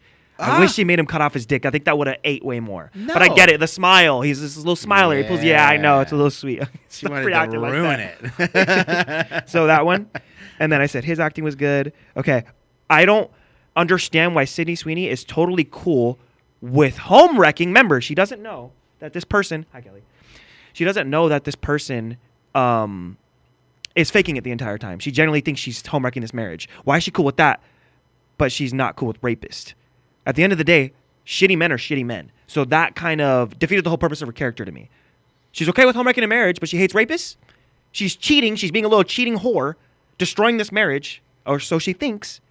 But she hates rapists. She hates weird men. She knows weird men from afar. Well, okay, so if we're just going by the movie, That made me angry. like I mentioned earlier, how they went real quick with the crazy on the other girl. Okay. If we were from the outside looking in and we really did see like this crazy fucking wife bitch like just being like super psycho and doing all kinds of weird shit, but then the husband kind of, yeah, I don't condone home wrecking, but if those two people, it seemed like they were trying to make it out that way, right? Like these two people actually just fell in love, and it was just this psycho bitch that really just needed to get out of the way. I don't think It they fell in wasn't- love, though. She literally is doing Well, I'm things. just saying, like that's She has what her was- boobs out. She That- goes downstairs at 3 a.m. Oh, and then another funny thing is that the director was a little uncomfortable with the sex scenes. Oh my God, you did your research. But then he actually like became okay with it because they actually had Intimacy coordinator. they had an intimacy Which is coordinator, insane that which that's I rare never these even days. heard of that as a position. Yeah. like as a job. They like teach you how to so this dude's a fake fuck. So the dude is an intimacy coordinator. So then the director was like, "Oh, it helped me with my comfort because it made it to where the scene itself became the same thing as choreographing Right. a stunt." Right. Yes. So we were like, he was showing like how to show it and how to, what to position, whatever. It made it less awkward to just be there watching two people fuck. Yes. So it wasn't like a porn. It was like art. Oh, was it like- felt like PG, 50 Shades of Grey, little artistic sex scenes in the movie. It didn't feel like, oh, is that why? The difference in intimacy coordinators, because Honora, have you seen Honora? Stripper No, I movie? haven't. Doesn't have an intimacy coordinator. I wish we could cut to these sex scenes, but we can't. No. But okay, do your research right now. Look up Honora's sex scene. Go on incognito, then look up Honora's sex scene. Wait, what? And then look up housemaid's sex Is scene. that a website? No, incognito means your parents can't track what your history is I and don't- find what you're watching. My parents don't track mine. No, but imagine there's the young audience watching, right? Your parents track yours? Yeah, sometimes. Not tracked, but they have access, I think, to my information. I have a weird dad. Let me not get into that. But basically, go watch those two sex scenes and then notice the difference. And I'm not going to lie, I was kind of like, everyone's a pussy. You don't need an intimacy coordinator if you're freaking 40 years old. Actors know how to act. And now that he just said that and brought down the difference, that's actually really sweet of you. And you're right. I think we should have intimacy coordinators because the difference in the sex scenes, one was really lovey and artistic and one's porn. Fuck. Dude, we need intimacy coordinators. Well, then not only that, but like the crew, the cast and the crew, everybody that's working on it, it's like you can create a level of discomfort that would lend to less authenticity in the film. Yes. So if you have an actual coordinator that's like, okay, guys, his dick's gonna go over here. But what and her even? boob But what is is gonna the go right authentic here. sex? The intimacy coordinator ones or the raw ones? I guess I don't want authentic. Like interesting. Look, if you want to go and if you're looking to jerk off to like sex, you're gonna go watch porn. Yeah. You just want There's a porn. difference. But if you're watching a movie and sex is just a scene in the I movie, like this take. This you is one need of to your have- good ones. Yeah, you need to have a coordinator that's going, look, this is just it goes with the story. Yeah. It needs to work, and we need the actors to be believable, but at the same time, we don't want to create this awkward, because there's real people getting naked and like. Yep. Okay, I want to go off topic real quick, but we need to bring it back because I like this Okay, movie. go. Honora is a movie about a stripper who has sex quite a bit in this film. Her dad went on Jimmy Fallon or Jimmy Kimmel, one of the Jimmys, and said that he watched the film 6 times, which means, Noni, he went and watched his daughter in the theater have sex. And this is not the intimacy coordinator one. This is the porn one, as you would say it. He went and watched his daughter have sex 6 times in the movie. I got in this debate with several friend groups. Wait, Do you think a guy watched his his own dad daughter? watched his own... What? Yeah, exactly. Okay, sounds like you're going to be on the other side of this. Do you think that's weird or supportive? That's absolutely weird. This is what it looks like to be supportive as a dad. I argued with my friends about this for like an hour. There's no argument. Noni, what if he hasn't seen his daughter in a while? This is almost how he connects with her is through her film. She's on tour. Or she's out the country, international. Nope. Really? There is no argument. Okay. It is Can he at least watch it weird. once? No. It's fucking weird. Okay, what does he do then? Never watch his daughter's work? Here's what, like, back in the day when you were a kid and Yeah. well, when I was a kid and we would go to films like Die Hard and there's a scene where a chick flashes her boobs and your dad goes, My dad always did that, and my mom, and I'd always, but you know.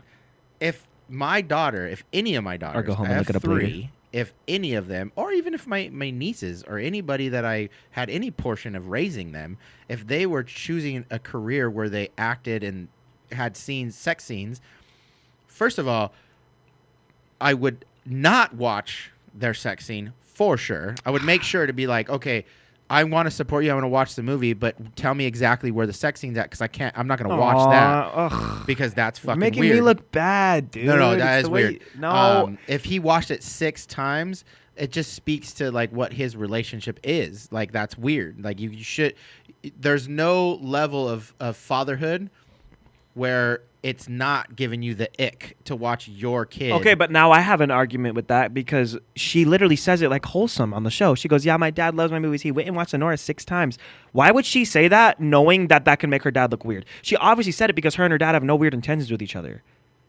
No. I'm saying I think it's possible to go watch your daughter's movie 6 times and ignore the sex. Nope. Really? Nope. Not even Weird. being devil's advocate. When you because if you had a sexy Noni and the movie's awesome, I have to watch, and I like it a lot. I'm gonna. I can't look you in the. I can't look you in the eye and say it. You're gonna close your eyes during the sex scene. Probably. See, I don't know why I related to my own family. That's like your buddy being like, dude, I had sex the other night with this chick. Look at this video, and you're like, what the fuck, man? Like, what? Cut I you don't wanna out. Let me just see the I girl. don't wanna- like, what the hell? No, but it's hard to convey this to you because you're not a father. But Exactly. there That's the is point of our podcast. There is a relationship that takes place between a father and a daughter. Yeah. That there's no way. That's why I wanted your take. There is a way to be supportive, right? You could be so.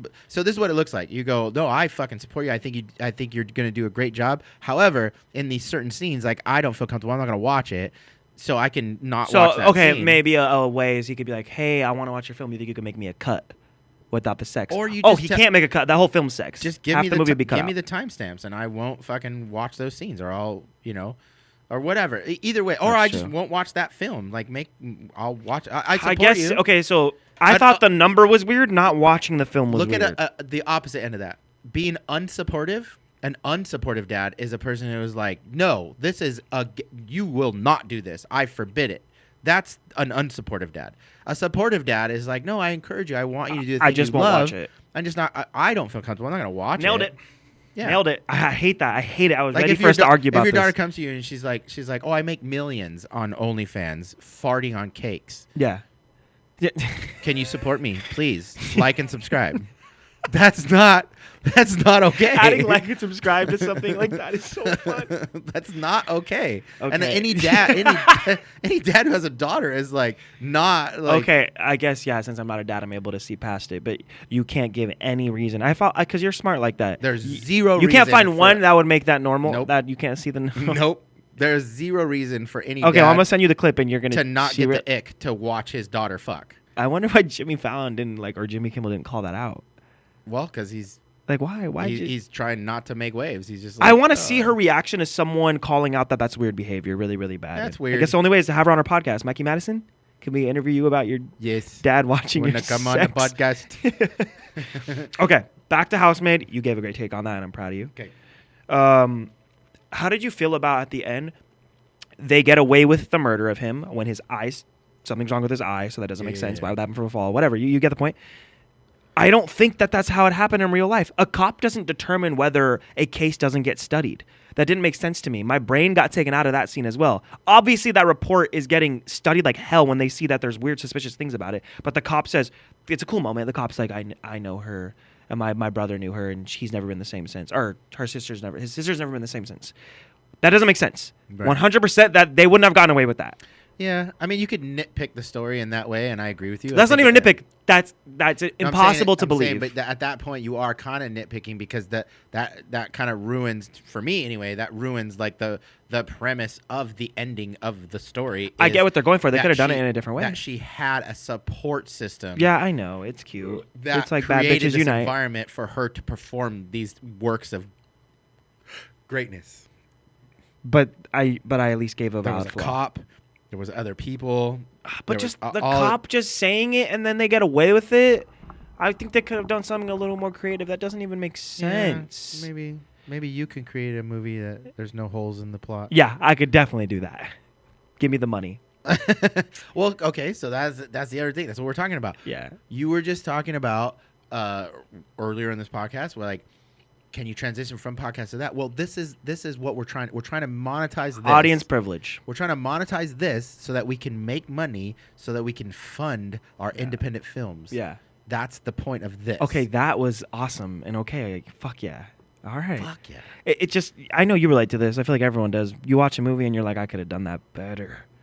And I know a lot of people can't back it up, but I think I could. I really do think I could.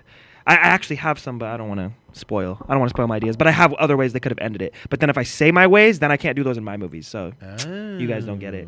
So I think those are all my criticisms. I thought we were going to yap about Sydney Sweeney's bad acting more, but you immediately went, no, I thought she was Oscar worthy. No, So- I didn't say that. I Clip said it. I kind of ignored it. I was like, eh. It's just, she's, I don't know. She's typecasted. Back to what we were saying earlier, a little callback. She plays the same dumb girl and everything. This was a Yeah. little more badass, but she still talks and stupid. And she talks like, I'm like, blah. yeah, I don't love that. I don't love that. Yeah, she's hot, but I don't think she should just be a model, not an actress. Missed opportunity. Yeah, that's it. Housemaid. Fun time. Not perfect, but definitely a fun time. Little sleepover movie. Loved it. I'm gonna go. Loved it. Not wish I made it. Not Loved wish it. I made it. Yeah, because it's a blast. But loved it. Yeah, it was so much fun. Yeah. So much fun that the bad guy gets his comeuppance. Because we're males, did your wife like it? Yeah. Okay, yeah. so she ate it up. Yeah. Awesome. Feminists. What? No, me and you are feminists for Are supporting. we? Yeah, we supported the woman movie. For real. I don't think I'm a feminist. Okay, wait. Feminist is like you're an advocate, right? What? Can you do the definition of feminism real quick? I Just don't so I know. can stop saying words that I don't I mean. don't know. Okay. Don't put me on the spot. I don't know the definition of a feminist, but I would say What's a feminist? Oh. Someone who supports equal rights for women. Feminism is a range of socio-political movements and ideologies that aim to define and establish the political... A feminist is someone who goes for the equal rights of women. Okay. Who votes for? So if I was to say it, You're a feminist, dude. How does feminist apply to the idea of this movie? 'Cause You're such in this movie, what I saw was there was a bad guy, and he got what was coming to him. You could have reversed those roles and had the girl be the bad guy, and you couldn't That's a good reverse movie. those roles. I just think you're a feminist. You're such a But feminist. no, You want women to be treated hold on, just as bad as men. I'm thinking about it. If you reversed it and made it to where You couldn't do if that. it was a girl and the girl was the bad guy, and then it was a guy that like beat the fuck out of a girl and went to prison, and then he ended up being, and then Nope. he ended up getting a support system of dudes, No. and then he just went around and killed all these psycho bitches. That's not the same ending. I love that movie. So I'm not a feminist. No, I'm saying this is all off the cuff. I'm just thinking. I like I'm that. thinking out You loud. couldn't get away with it though. That's not the same movie, right? no, it's completely different. Nobody's no, making don't even that put a movie. question mark at the end of that. It's no, Nobody's it's not at making all. that movie. But I didn't think of it in this Yeah. experiencing the movie, talking about the movie, Yeah. podcasting about the movie. Yeah. Not until this point did I even think about the idea of sex, of Yeah. like meaning of what genders, right? Yeah. Female, male, whatever. I just saw bad guy, fucking revenge girl. Well, when right? you look up feminist movies, this pops up. Does it? That's how I found it. Okay. Because we were just arguing about feminists, and I was like, let's watch a feminist movie. Maybe I'm a and it better feminist. be good. And it's the first feminist movie I've seen that's really good. Like Barbie is a feminist movie for sure. What'd you think of Barbie? Do you just fart? Don't call that out on the mic. If I'm the over mic the doesn't pick it headphones. up, why would you say it? Because it was a weird little baby fart. That was weird. It wasn't even a fart. What was that then? But don't call it out. did you queef? Go? Yes. Okay. What'd you think of Barbie? I never asked you this ever. Not even off podcast. Barbie was boring. Like I wasn't. Wow. I wasn't into it. It wasn't funny. I mean, I thought there was a couple of funny moments, but like I don't know. I wasn't really into You'd it. never watch it again. I loved Barbie. I watched it once. I love it. women. I guess it was fun. I wasn't like bored, but it was like It was boring, but I whatever. wasn't bored. Clip it. There was like a bunch of funny moments and like yeah, whatever. Okay. I don't know. I feel like you defend women a lot, but then I immediately thought of what you said about how men are the chefs, women are the oven, and you cut to the clip. So never mind. But on the other side of that, you were joking about that, and I genuinely view you as someone that defends women a lot, actually. Genuinely. From all the times I've talked to you. I just defend told my mom right about and that. wrong. You should be a judge. I should, but you need to be a lawyer first. God, that's scary. So you gotta Deciding pass who the goes to jail bar. and Yeah. who doesn't. Fuck. Yeah.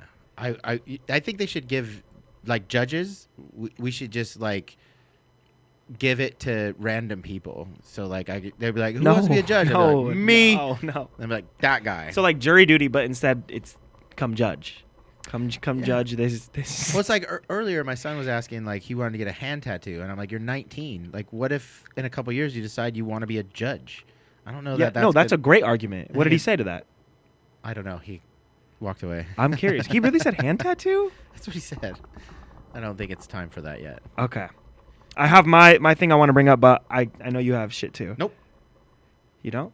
Okay, well, I'm reacting to something. Oh, you want to react to it? I do. Okay. So I Yeah, have I'll react to that, and then I have my last topic I have written down that I really want to talk to you about. Okay. So I have this video. It's completely off topic. So, changing subjects. Okay. I want you to watch That this. timestamp is going to be funny. I'm going to put it on the screen. Feminism. To Read it. Watch it. And I don't. I'm nervous the way you're laughing about it. I think it's fucking hilarious. Should I read the caption now? Read it. Oh my god. Read it. Heart stuff triggers me. A tiny needle prick in water lets each heartbeat push out blood. Invisible pulses showing a heartbeat without an ECG.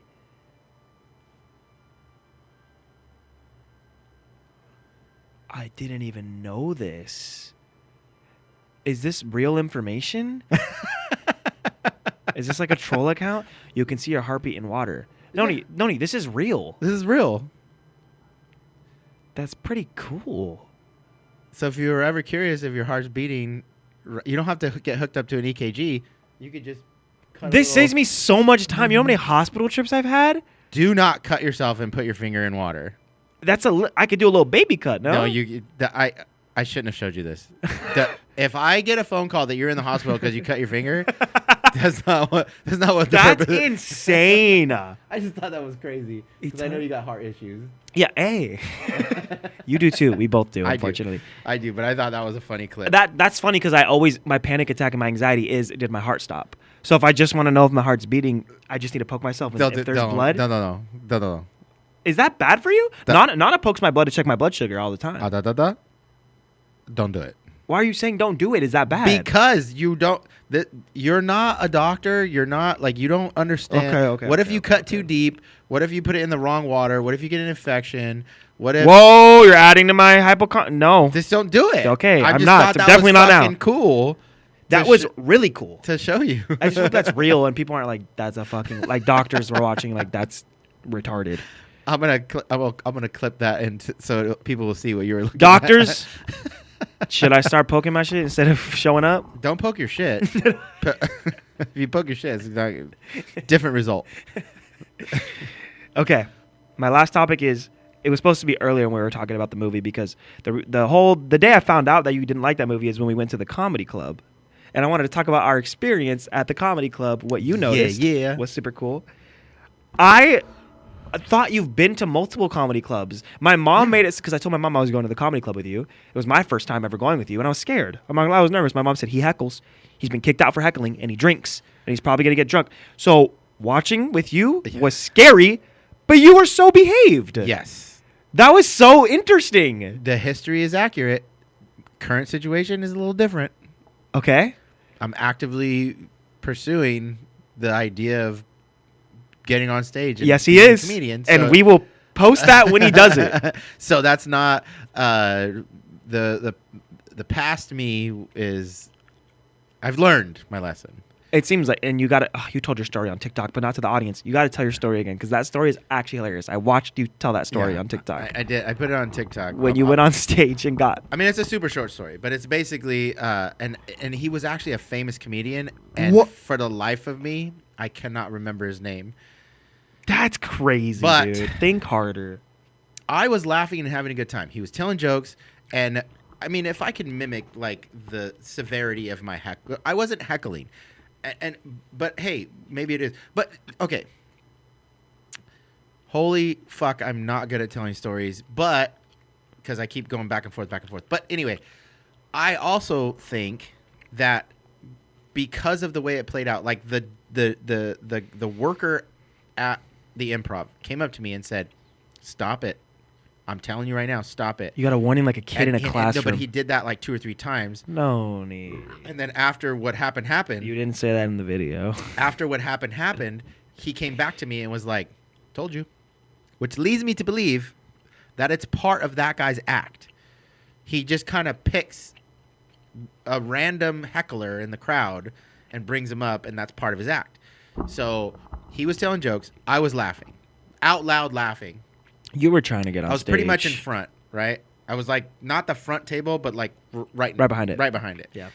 And I was laughing, and I was also doing this number. I was like, yeah. Everyone does that. So Were you the only one doing I it? might have been a little aggressive Obnoxious. with it and obnoxious, but I wasn't doing it to be obnoxious. I was just having a good time, and I was drunk. I drank a lot that night, and he's like, he looks down, he goes, "Hey, do me a favor, come up on stage. My big moment. Come up here. I want you to tell your best joke." He says that, and I'm like, let's go. This will be my first time ever on stage, and I'm not scared because I'm wasted. Yeah. So that like 5-second walk onto the stage, I had like 7 different jokes that were like passing through my mind. And I was like, oh my God, which one am I gonna do? Which one am I gonna do? And then like I get up on stage. As I come up on stage, he trades place with me. He sits in the same seat. And I get up there and I land on the joke. I'm like, I know exactly what joke I'm gonna say. And it was gonna be the polar bear joke. So it's a stupid dad joke, but I was like, all right, guys, check it out. So how, and as soon as I say the first word, he starts yelling and clapping, yeah, la, la, la. And I'm like, okay. No, check it out. Look, at that moment, because I was drunk, I guess, but I was still like, I still kind of didn't get what was happening. And I was like, no, for real. Like, hey, shh. Like, I'm about to, this is my moment. Okay, so how, and I'm like, dude, I'm gonna need you to shut the fuck up. Like, You actually acted like yeah. you were a performer. I was like, dude, I'm trying to tell this joke. They want to hear my polar bear joke. I didn't even get to the polar bear. I was just like, you need to shut the fuck up, dude. And then, so as I'm fucking then he comes back up on stage, grabs the mic off of the thing, and he goes, yeah, how do you like it, motherfucker? Now go sit down and shut the fuck up. And I was like, oh, okay. I'm the joke. But I thought I really did think that It makes it even funnier that you didn't know. until that moment. And then I was like, oh, I'm part of the joke. And I was like, Yeah. okay, so I just took it and I took the L. Wait, I we're walked- not friends? Yeah, I walked back down, I sat in my seat and I shut up. And that's when the worker came down, he's like, told you. You know, you gotta- That's the bad delusional is what you were acting Oh, like it's that completely day. bad delusional. But just so everybody knows, how do you catch a polar bear? You go up to the where they live where the ice is at. You cut a hole in the ice and you hang a fish right above the ice. And then when the polar bear goes to get the fish, you kick him in the ice hole. Ah, That's the damn it. joke, and that's yeah. fucking It's like hilarious. I would laugh at that, but not a big group of people who paid money to go. That was the joke that But no, saved at least me. you would. It's better to say something than nothing, and I'm glad you had something planned. I did. It would have been stupid if you were like, and then proved his whole point. I think he didn't like that you actually had a joke. Because I bet you there's a ton of people he's called up there that look stupid, right? And there's like, Yeah, and he was like, okay, wait, he's still fucking doing it. He's still going. Why is he still going? This isn't a good thing for you. So, but You really can't remember the comedian? Like, what is his comedy? What does he do? I could guess dude, it. I don't. I look again. I preface this with saying that I was really, really drunk. Well, you said was a famous comedian. He's no longer famous? No. Okay, so this is gonna. Has been. We're not clipping this. It's not going in a short. We're not posting it, and hopefully, not a lot of people are watching this. You know who it is. I'm not a racist, but it was a black guy, Okay. and I can't remember which black guy. That's not racist, dude. There's like 5 that look very similar. Yeah. You're not saying And every I black guy. can't You're just saying a remember specific which 5. one it was. The big 5. It was a fat, short black guy, and there's literally 5 dudes that look just like that guy.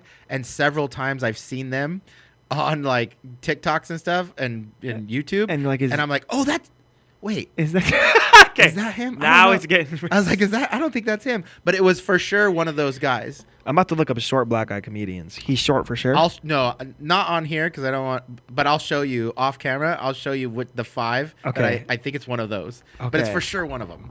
And they're like obviously averagely famous, not insanely famous, because you would have. Averagely famous. Yeah, you would have known him. Yeah, for yeah, sure. yeah. It wasn't Dave Chappelle. Yeah, the reason I brought that up is my mom said it's gonna be like that, and you weren't like that. I wasn't. Is there a reason? Were you just like, I'm gonna chill tonight? Like, were you Well, behaving for me? Also, did you notice? I've never been to an open mic. Yeah, he So- didn't laugh. He didn't have fun. Well, he had fun because we all were there and we were having a good time. We ate, but he didn't find the comedy funny. They weren't funny. There was a good 6 out of I think 20 people went up that were hilarious to me. So I was Yeah. like, Noni, I thought you're a comedy dude. And also, Ocean called this out, and we noticed it when we were walking out. We leave the venue, and we are reviewing the comedians when they are literally outside and can hear our conversation. We're acting all like of we them. just saw a movie, and we're like, yeah, that part was stupid. Yeah, that comedian sucked. Look back, the comedian's literally right there. All of them were congregated When right behind us. He could be a stand-up comedian, genuinely. I think he's funny enough. He just needs to cut out some stuff and work Yeah, on some tweak stuff. it a little Yeah, bit. tweak a little bit. But he has the storytelling abilities and energy. So you're ruining Ocean said this, you should have went there and made friends.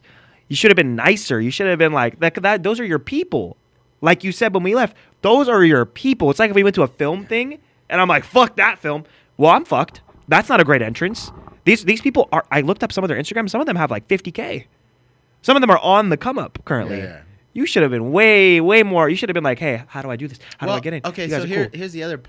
I think they thought we were dicks. Is what I'm I saying. don't know that I'll ever get up on stage. I want to. That's the goal. I would love to. I have a lot of Hopefully material. sober. Hopefully sober. Maybe just with one or two. No, shots. when I say hopefully sober, you don't agree and say hopefully sober. You object and go sober for sure. I don't know. So, but the other part of that is like I don't think it's like I don't think comedy is a thing where you go and like you need to network to like find your in. I think you just go and perform. No one. And your it doesn't matter material, if you're. you're a Do you chi- know how many funny people are dicks and people stop watching them because they're dicks? I'm not a dick. Okay. Am I a dick? Yes. Am I a dick? You can be one, and you know you can be one. To Well, me, Talon, anyone, But hold on, but like all of us. But it's funny. Sometimes. No, being a dick is funny. Yeah. Damn it.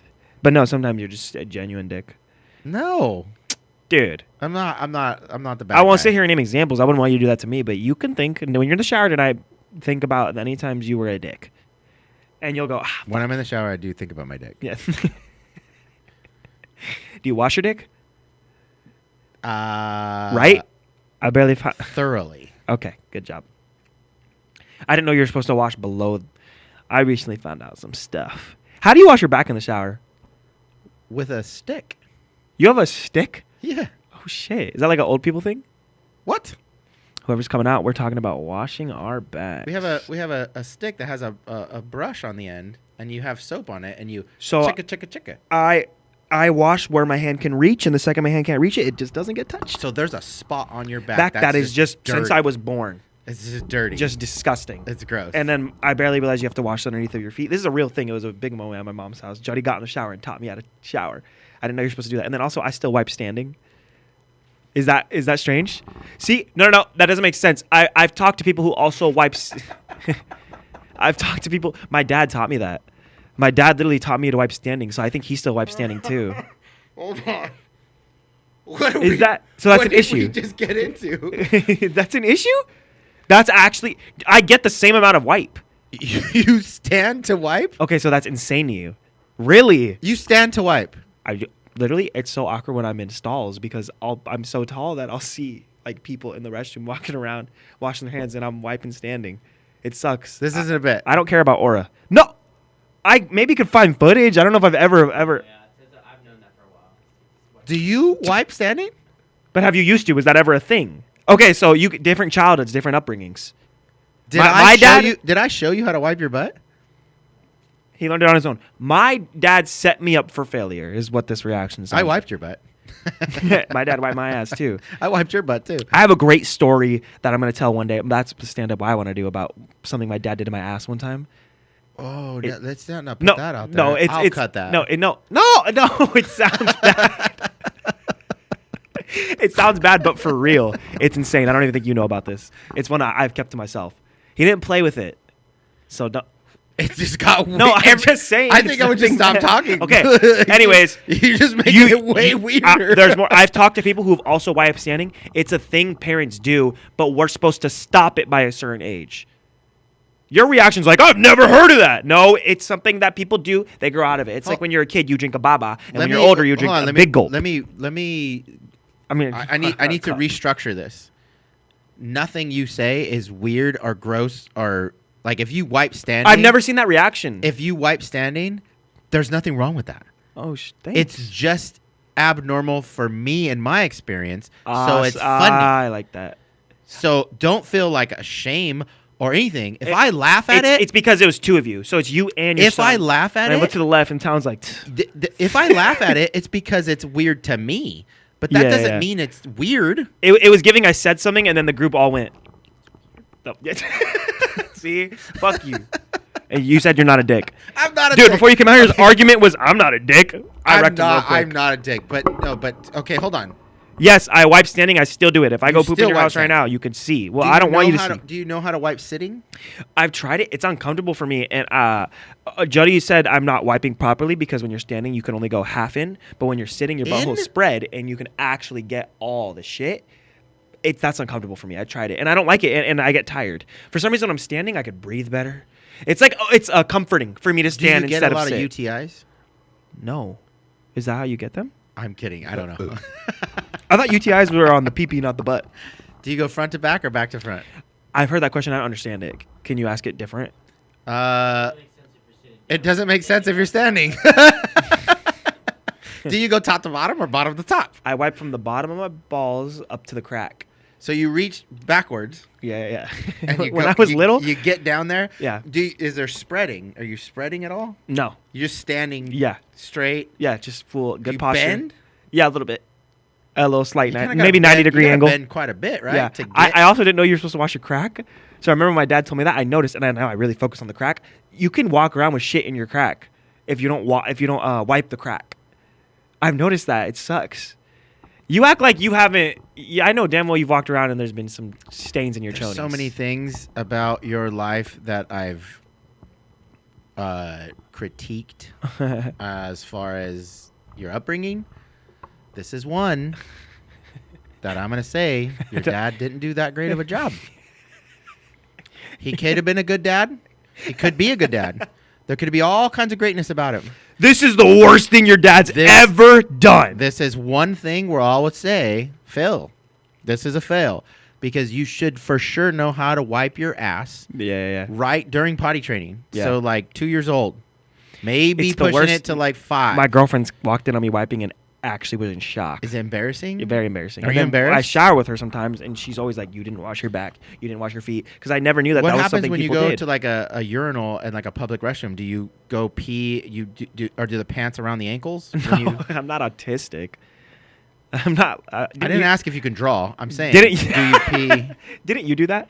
No, I've said it in a podcast. I'm joking. Yeah. Okay. I thought that you did it in the podcast. You really have never done that. I thought you were an ankle peer. No, Okay. Dang it. I I pee- tell people you were. I pee normal. I tell people you were ankle peer. No. So when they ever ask it, go with it. I pee normal, and I probably wipe abnormal. I don't get it. Wipe sitting. So you levitate off the toilet and you do that. You don't even have to levitate. There's an opening. What? Yeah, you just lean forward and there's a whole opening. Like Oh, your shit. butt is not. See, even it's when I do not, wipe like, sitting, I do it wrong. completely, like, just sit on the toilet backwards, man. Hug the bowl. See, this is why I need an uncle. You know, Yeah. sometimes dads fail, and the uncles dude. fix that. Is there, I'm gonna make sure Phoenix wipes sitting down. no, but is there a look? So there was a portion of my kids when growing up when they became adults, and there was all these things that like I didn't even think about teaching them. Like one time, my daughter mentioned she called me and was like, "Dad, I don't know how to put gas in my car." Oh And yeah, I was that's like, a struggle. I was like, holy shit, I didn't even know. I didn't even think about teaching you that because it wasn't something that I thought about. So we got to remind y'all. So I was like, oh, look, it's an easy thing. And I know that's funny. But then if you Google on YouTube, there are stupid things that you think are stupid, but you just never been exposed to. Yeah, and you're like if scared you to ask just your got your dad. license, you got your first car, and you go to the gas station, you've never pumped gas. Yeah, that happened to me. You need to know how to pump gas. Yeah. So there's a video like that sounds stupid. If me at 46, if I bring it up, I'd be like, oh, that's fucking stupid. Who doesn't know how to pump gas? Yeah. A 16-year-old just got their license. Yeah. Yeah. That's who needs to know that. So There's that's some valid. scary So are first-timers. there videos of how to wipe? Yeah. Wiping for dummies. Wiping for dummies. Yeah. You know what was really scary first time? Google it. Paying with your card for the first time at a restaurant. Okay. When your dad's always done that, Yeah. that was scary. I always wondered how they tip. I always wondered why they sign it. I always wondered like paying with a card. Paying with a card for the first time is scary. What was the obstacle? I ended up having the girl show me. I was on a date with a girl, and it was my first time having a card, and I never used it before, and I was like, what do I do? And she showed me. So I overcame the obstacle by asking a woman for help. Feminist. Yep. Ding. What's a scary first timer for you? That something that you think is obvious, but you unfortunately found it hard and were scared to ask a parent or help. The first time I went to jail, I was really, really afraid. What was your Probably obstacle? more afraid than I should have been. Oh my God, what did you do? Just went with the punches. But you were there for one night, right? The first time, yeah. Yeah, the first time it was a You've 24 been more than one day in jail? Yeah. Isn't that prison? No. I'm not like this criminal that's been in and out of prison or whatever. I've always wanted to ask you about that. I watched it on the podcast, but you didn't really elaborate on it. What did you go No, to but the very first time that I got arrested, that was scary. You were held? 18. Oh my God. I've been to jail as well, but I was just beyond scared straight. You were freaking... You were on the show Beyond Scared Straight? My dad did it to me. He did the Beyond Scared Straight experience. Not even on In TV. jail. Didn't even get content out of it. So your dad didn't teach you how to wipe, but he took you to jail. Yes, and my whole family was in on it. And In Ocean drove jail, me. he didn't teach you how to wipe in No, jail? but dude, I talked to every kind of... So I can't imagine how scared you were. If I was scared behind the cage, they were behind the cage, so I was acting hard. I was like, "Yeah, fuck you, that's why you're behind the cage." But the second that cage opened, I would have been a bitch. But this was the Zion that thought he was the shit, man. You know that, Zion. You had to come over and yell at me a few times. Gang, gang, gang. Yeah, gang, Zion. But that was terrifying, and I remember rumors get spread fast in jail because once I was a druggie, and then I went to murderer, and then I went to like woman beater. That each person I talked to, I heard you were a woman beater. I heard you're this. I'm like, what? I never what? They're What just the talking shit. fuck? I hated that. I just spent the entire time explaining that I wasn't that. Okay. But I guess they were talking shit, so they probably were just ignoring me, huh? I thought I had to prove to them, hey, I'm not a woman beater, by the way.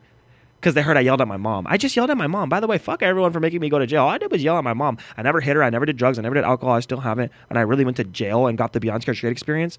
That's one of the episodes where you'd be like, this poor kid doesn't deserve to be here. He's not even that bad. It's like, have you seen the episode where the hacker went to Beyond I Scared? never watched that show. There was a dude who went to Beyond Scared Straight. It's on TV. Look it up. And all he did was a hacker. He was a computer hacker. And these dudes are like, fuck you. Don't come in here ever. He's like, I just go on the computer and do a little bit of hacking. And that was sad. It was sad. Well, I mean, to be fair, he could go to prison for it. So they're showing him. Like, I'll rape you. I'll Yeah. lick your ass from the bottom to the top. Like, it's sad. It's the saddest. Bottom Oh, of the top yes. is how you wipe. It's not how you lick. Yeah, that was supposed to be a callback. Okay, so front to back Front to back. is what you guys called it. Who goes front to back? Me. Women. Oh, because they got to wipe their vagina. No, because they got to keep the poo away from the vagina. Or they could get a UTI. Right. That's why you asked me if I get a UTI. Right. Because you have a vagina. Guys don't get UTIs, right? They can. It's rare. It's but weird that I'm more comfortable asking you things than my dad. Yeah, I'm not gonna physically show you how Yeah. to wipe, but we're gonna have a really in-depth conversation, and I'm gonna give you some. Okay, Some pretty what's good the YouTube instruction. tutorial for that? You can't show yourself wiping. What'd you even do, mannequin? I want watcher. I want people that view. I want you. You guys should Google that. And Yeah. See what comes up. Yeah, me too. I watched a YouTube video on how to eat vagina. Danny Duncan. Yeah. No. Let's You not. went to support him with us at the Addis tour. Yeah. We don't need to go there. Oh, there's another one. Oh, there's a how to douche your asshole. A gay dude, and it's not even age restricted. Go on YouTube right now if we're telling you guys to Google stuff and look up how to douche your asshole. No. And No. it randomly cuts. No, mine was funny. You're hey, serious. Hey, kids. No. It cuts to like Ah. a random shot of his butt. I'm gonna send it to you. You'll Yes, get a send kick out of it, Noni. I know you will, because it's funny. It's insane. Why is this on YouTube? What's the time on our? 1 hour 43 minutes. Oh. But I'm gonna be honest. The first 30 minutes were us setting up. So Okay. we got about an hour 10 of footage. Okay. Yeah. Was that everything you had planned? Pretty much. Yeah, I'll probably just keep going on about. Can we take a quick pee break? Yeah, we could wrap it or take a pee break. Let me, on YouTube.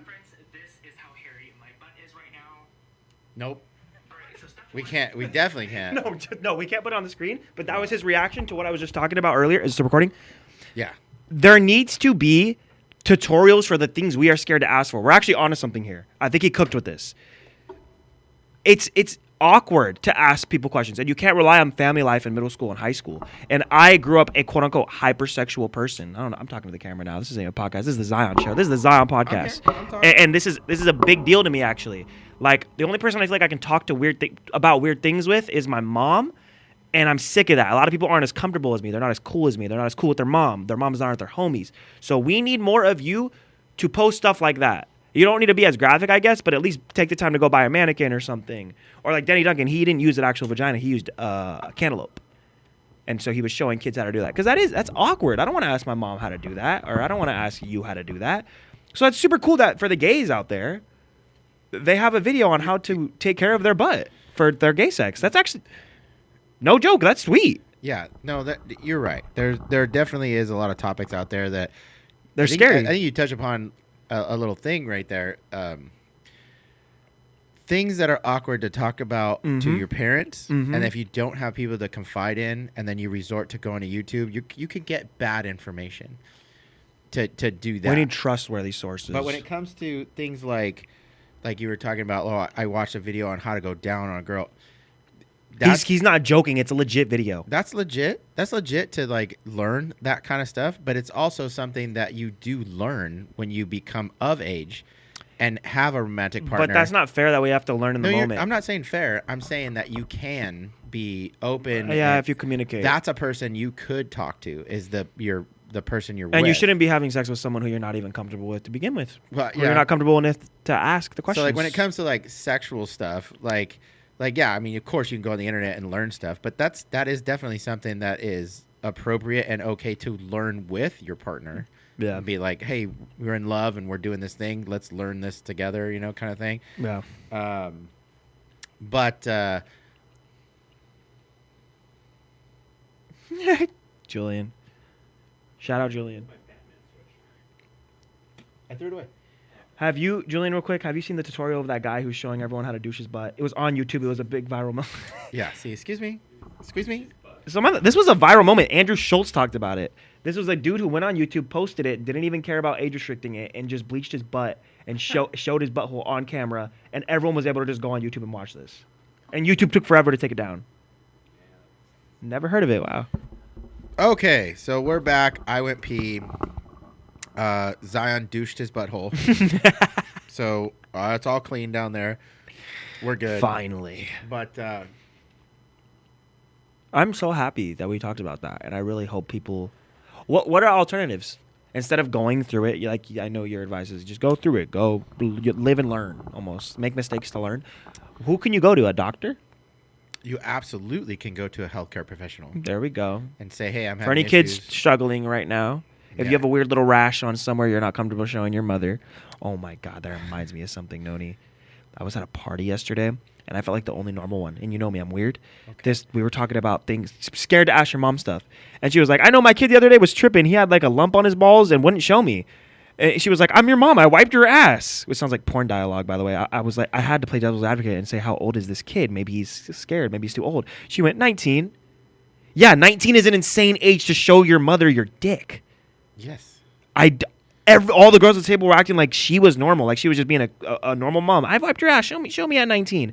I was kind of like, I'm kind of uncomfortable. Do you have a weird relationship with your son? Well, to give a generalization to this topic, it's like It's dicey, Jesus. man. It's hard. It's hard to deal there's a with. wide range of what people are comfortable and not comfortable with as far as their relationships with their parents. Yes. And sorry. Ugh, sorry.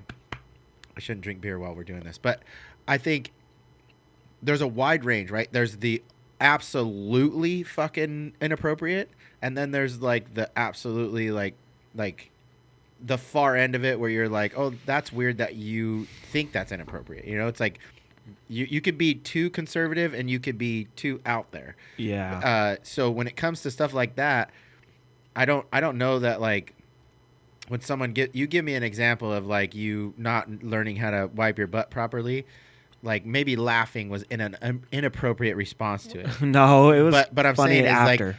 like it's not to one individual to criticize the other individuals like what he's comfortable with, what he's not comfortable with. Right. But like I said, when it comes to the wide range, when you get way over here with it, where you're like, oh, I'm 19 and I want to show my mom my dick. It's too far. That's too far. You got to go to the doctor. That's something to go, oh, I'm not shaming you, but I do need you to know that's not okay. That's weird. For the first time ever, I felt like the guy who had to do that, who had to kind of tell this mom some news. Because maybe no one's told her that. Oh my God, to play devil's advocate for her, maybe people aren't telling her it's weird. Yeah. Sometimes you got to be bullied to improve. Well, it gets back to like that dude that was like watching his daughter fuck on stage. It does. Oh my God, we actually ended up tying it back. Like, yeah, that's someone should tell him. If I had him here on the podcast and he was like, yeah, I'm going to support my daughter, I'm going to watch her. I thought he was have just sex. supporting because the movie got an Oscar. No, that's weird. Yeah, no. Now that I think about it, it's weird.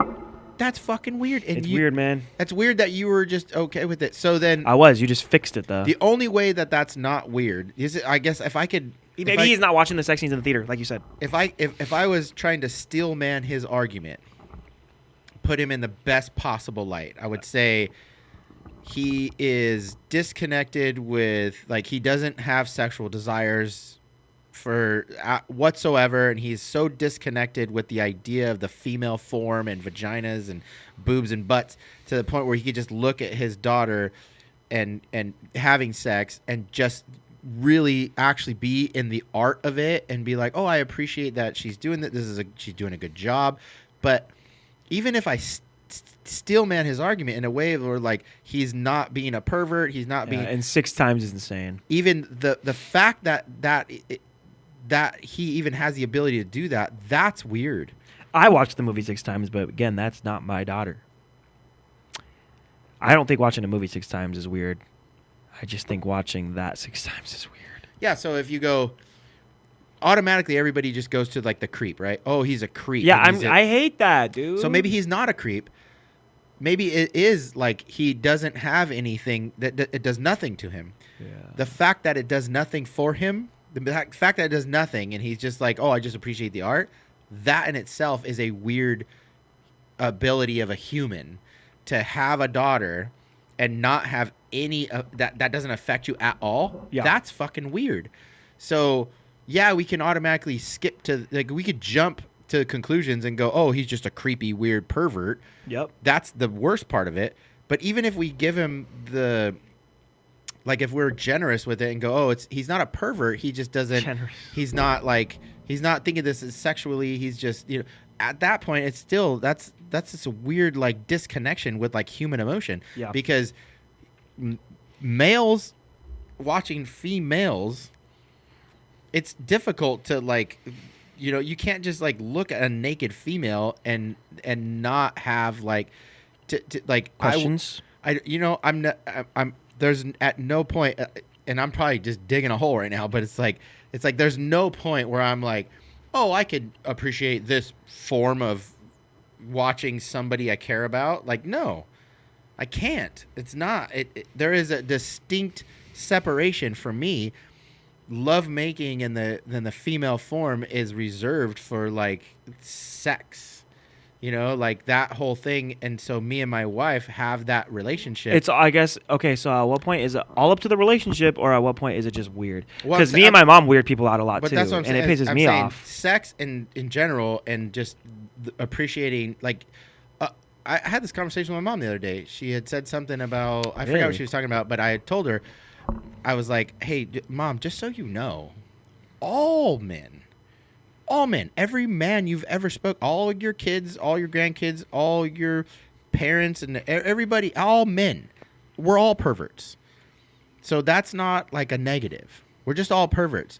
How we react and how we treat women and how we respond to our interactions thereof, that dictates like our character and our integrity, right? So we're all perverts. That's why girls So- feel safe so with you gay can't- men, because they're you- less perverted than us. But I'm They're saying perverts is, towards dudes. then you get into the idea of like thought crime. You can't just be like, it's like, What's that? That's a new one. well, it's a whole concept of like you see it on the internet, right? It's all over, right? Where people, women going to the gym and getting upset at a guy that looks at her. Like it's like Those make me so you mad. wore the shortest, tightest, up your butt, everything. But then it is kind of You've gross worked- when us dudes say, You've worked. you super- wanted us to look at You've it. worked super hard on all like to be like this perfect specimen of the female figure, and then you go and present yourself in this gym, and then you get upset at a guy looking at you. Like I get it if a guy's being perverted or he's Yeah, being- like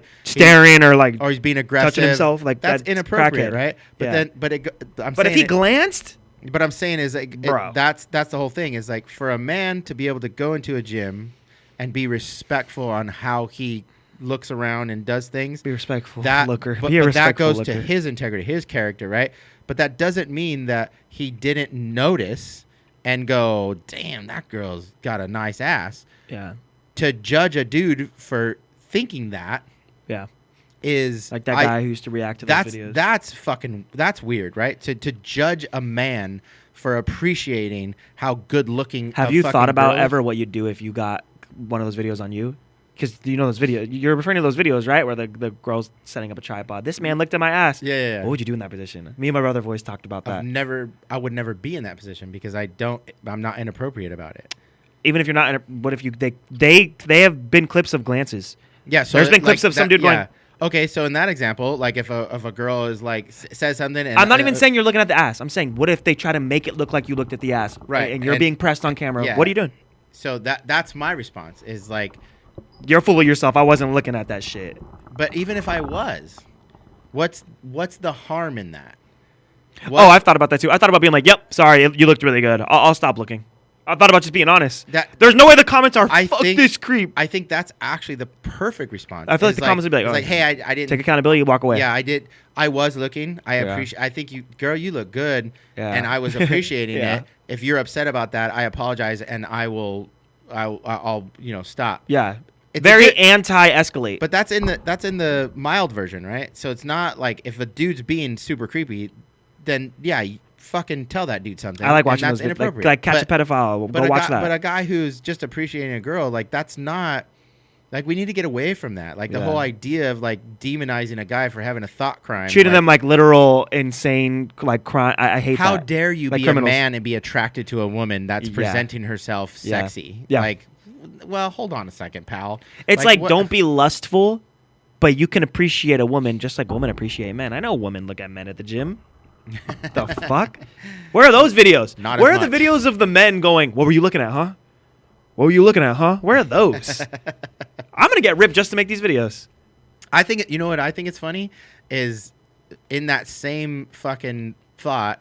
So me and my wife, we go to the gym together a lot, and you know my wife's a 10, and she wears really tight stuff. Do you get annoyed at that? No. I'm creepy weird with her at the gym. That's So the like best when kind of we're at the relationship. gym together, like I'm, you know, maybe we're doing other exercises, and like I'll be like, okay, babe, she's going over there, I'm going over here, and I give her a kiss, and as she walks away, I'm the creepy like, dang. Yeah, but you're allowed to. That's your girl. That's your wife. But that's the whole point. Is like I'm like, I'm like, I'm in awe. I do that to her at the house. I do that. Yeah. I'm that That's just way. love. I'm that way with her in general. Yeah. Like everywhere we go, I'm that way with her, and it's probably annoying to her sometimes, because I might be a little overwhelming, but at the same token, Me too. It is that inside of me is like I am thinking those perverted thoughts. We're allowed to. Of my Yeah, wife. me with my girlfriend, I go crazy. I go All full the time. insane thought. And so I'm even allowed to. When we're in public, sometimes I just don't have the. I'm not aware of like how bad it's being. Oh, There's so been if sometimes- someone doesn't know that that's your wife. Oh yeah, they're probably That like, would that fucking suck. creepy guy. Yeah, but it get turned down real quick once you're like, oh, that's my wife. Like, oh, my bad, bro. My bad. Yeah, that's my wife. But then the other side of that is that a lot of men look at my wife, and that doesn't bother me. Really? Yeah, they look at my wife, and they look at my wife. This is another one of those different generation But they, things. they look at my wife aggressively too. A lot of men, and as her husband, I notice it. Wow. Like she doesn't notice it. I mean, that's a I compliment notice to it. you, right? It's like, okay, I have someone who's good looking to society standards. I don't think about it. I think about it in the perspective of that. I don't think about it like oh, he's giving me a compliment because he's like, oh, your wife's hot. I look at that dude and I go, I get it. Okay, Like, I interesting. think the same It's funny thing. hearing about men's side on this. Like, I wonder how you are now as a man when it comes to your wife now. And I've never asked you that either. Like, you're not the defensive type. Like, are you a Will Smith or a Chris Rock? Are you a keep my wife's name out of your fucking mouth, or are you? That was kind of funny. Okay, That was kind of so funny. In my experience, it's been we've been together 20 years, and Yeah. and again, my wife is gorgeous, and so our relationship isn't perfect, but in that one aspect of our relationship is that I've always known that she gets looked at, she gets hit on, Something you gotta deal with, and huh? it's something I do definitely got to deal with, like and but I don't really take it as like I said, I don't take it as a compliment, like, oh, you're acknowledging my wife's hot, but I just kind of I get it, like I'm like, yeah, she's a good looking chick. Okay, You're but gonna doing look- it next to you is disrespectful. Has anyone went up to you? No, I don't think it's disrespectful to look at my wife, and I don't think Yes, it's, it I is. I actually don't think it's disrespectful to even hit on my wife. What I do, If you're next to her and you're with her clearly and you're with her, that is disrespectful of whoever's doing that. well, so it's on a rare occasion, but sometimes lines get crossed, and when they do, I never needed to take it further than just acknowledging it and saying, hey, this is. I'm not comfortable with And this. you're a weirdo if someone says, this is my wife, I'm not comfortable with this, and you continue to pursue. You're fucking weird. That's pretty much been it though. It's Good. like if something happens and like I'm not okay with it, I'll tell my wife like, hey, Yeah. this is making me uncomfortable, and she kills it right away.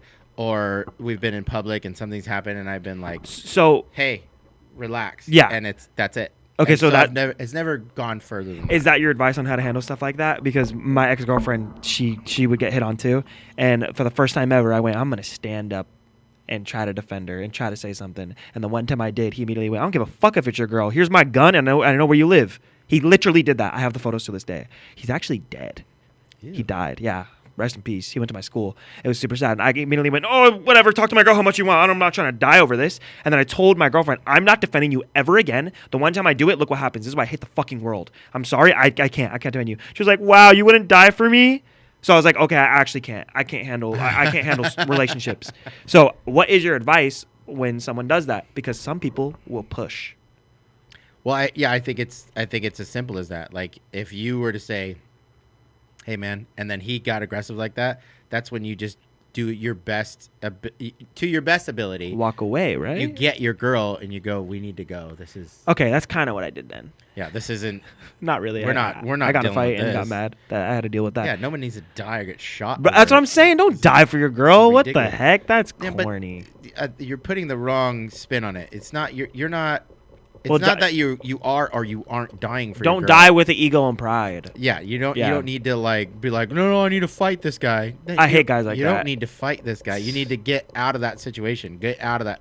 You know what I mean? Like so many Always try to de-escalate, not escalate. That's my thing. Or always try to just make it as peaceful as possible. It just sucks, Nutty, when we live in a world full of people that just really want drama. But there's guys that walk around and they're like, yes, oh my god, I got a guy that's mad. I could punch him, or I can make this worse. hate people like that. Yes. All right, I think at this point we're just kind of ranting, so we're gonna wrap it up. Okay. Thank you guys, everybody, for watching. If you got this far, you are the fucking best. You are our people. I appreciate every single one of you. Please, if you haven't yet, hit the like, hit the subscribe. More importantly, leave a comment. Comment on stuff that we have said. Comment on stuff that we've talked about. Let us know what you think. Yup. We will respond to every single comment. I try Forever. to do that on Forever, everything even if we else. get famous. We'll go ahead and at Zion Wolverine. When we get famous. And at He's Where. Follow AC Studios. We love you. I'm going to go to the gym and look at some ass. Oh, crap. I wanted to pull a Julian.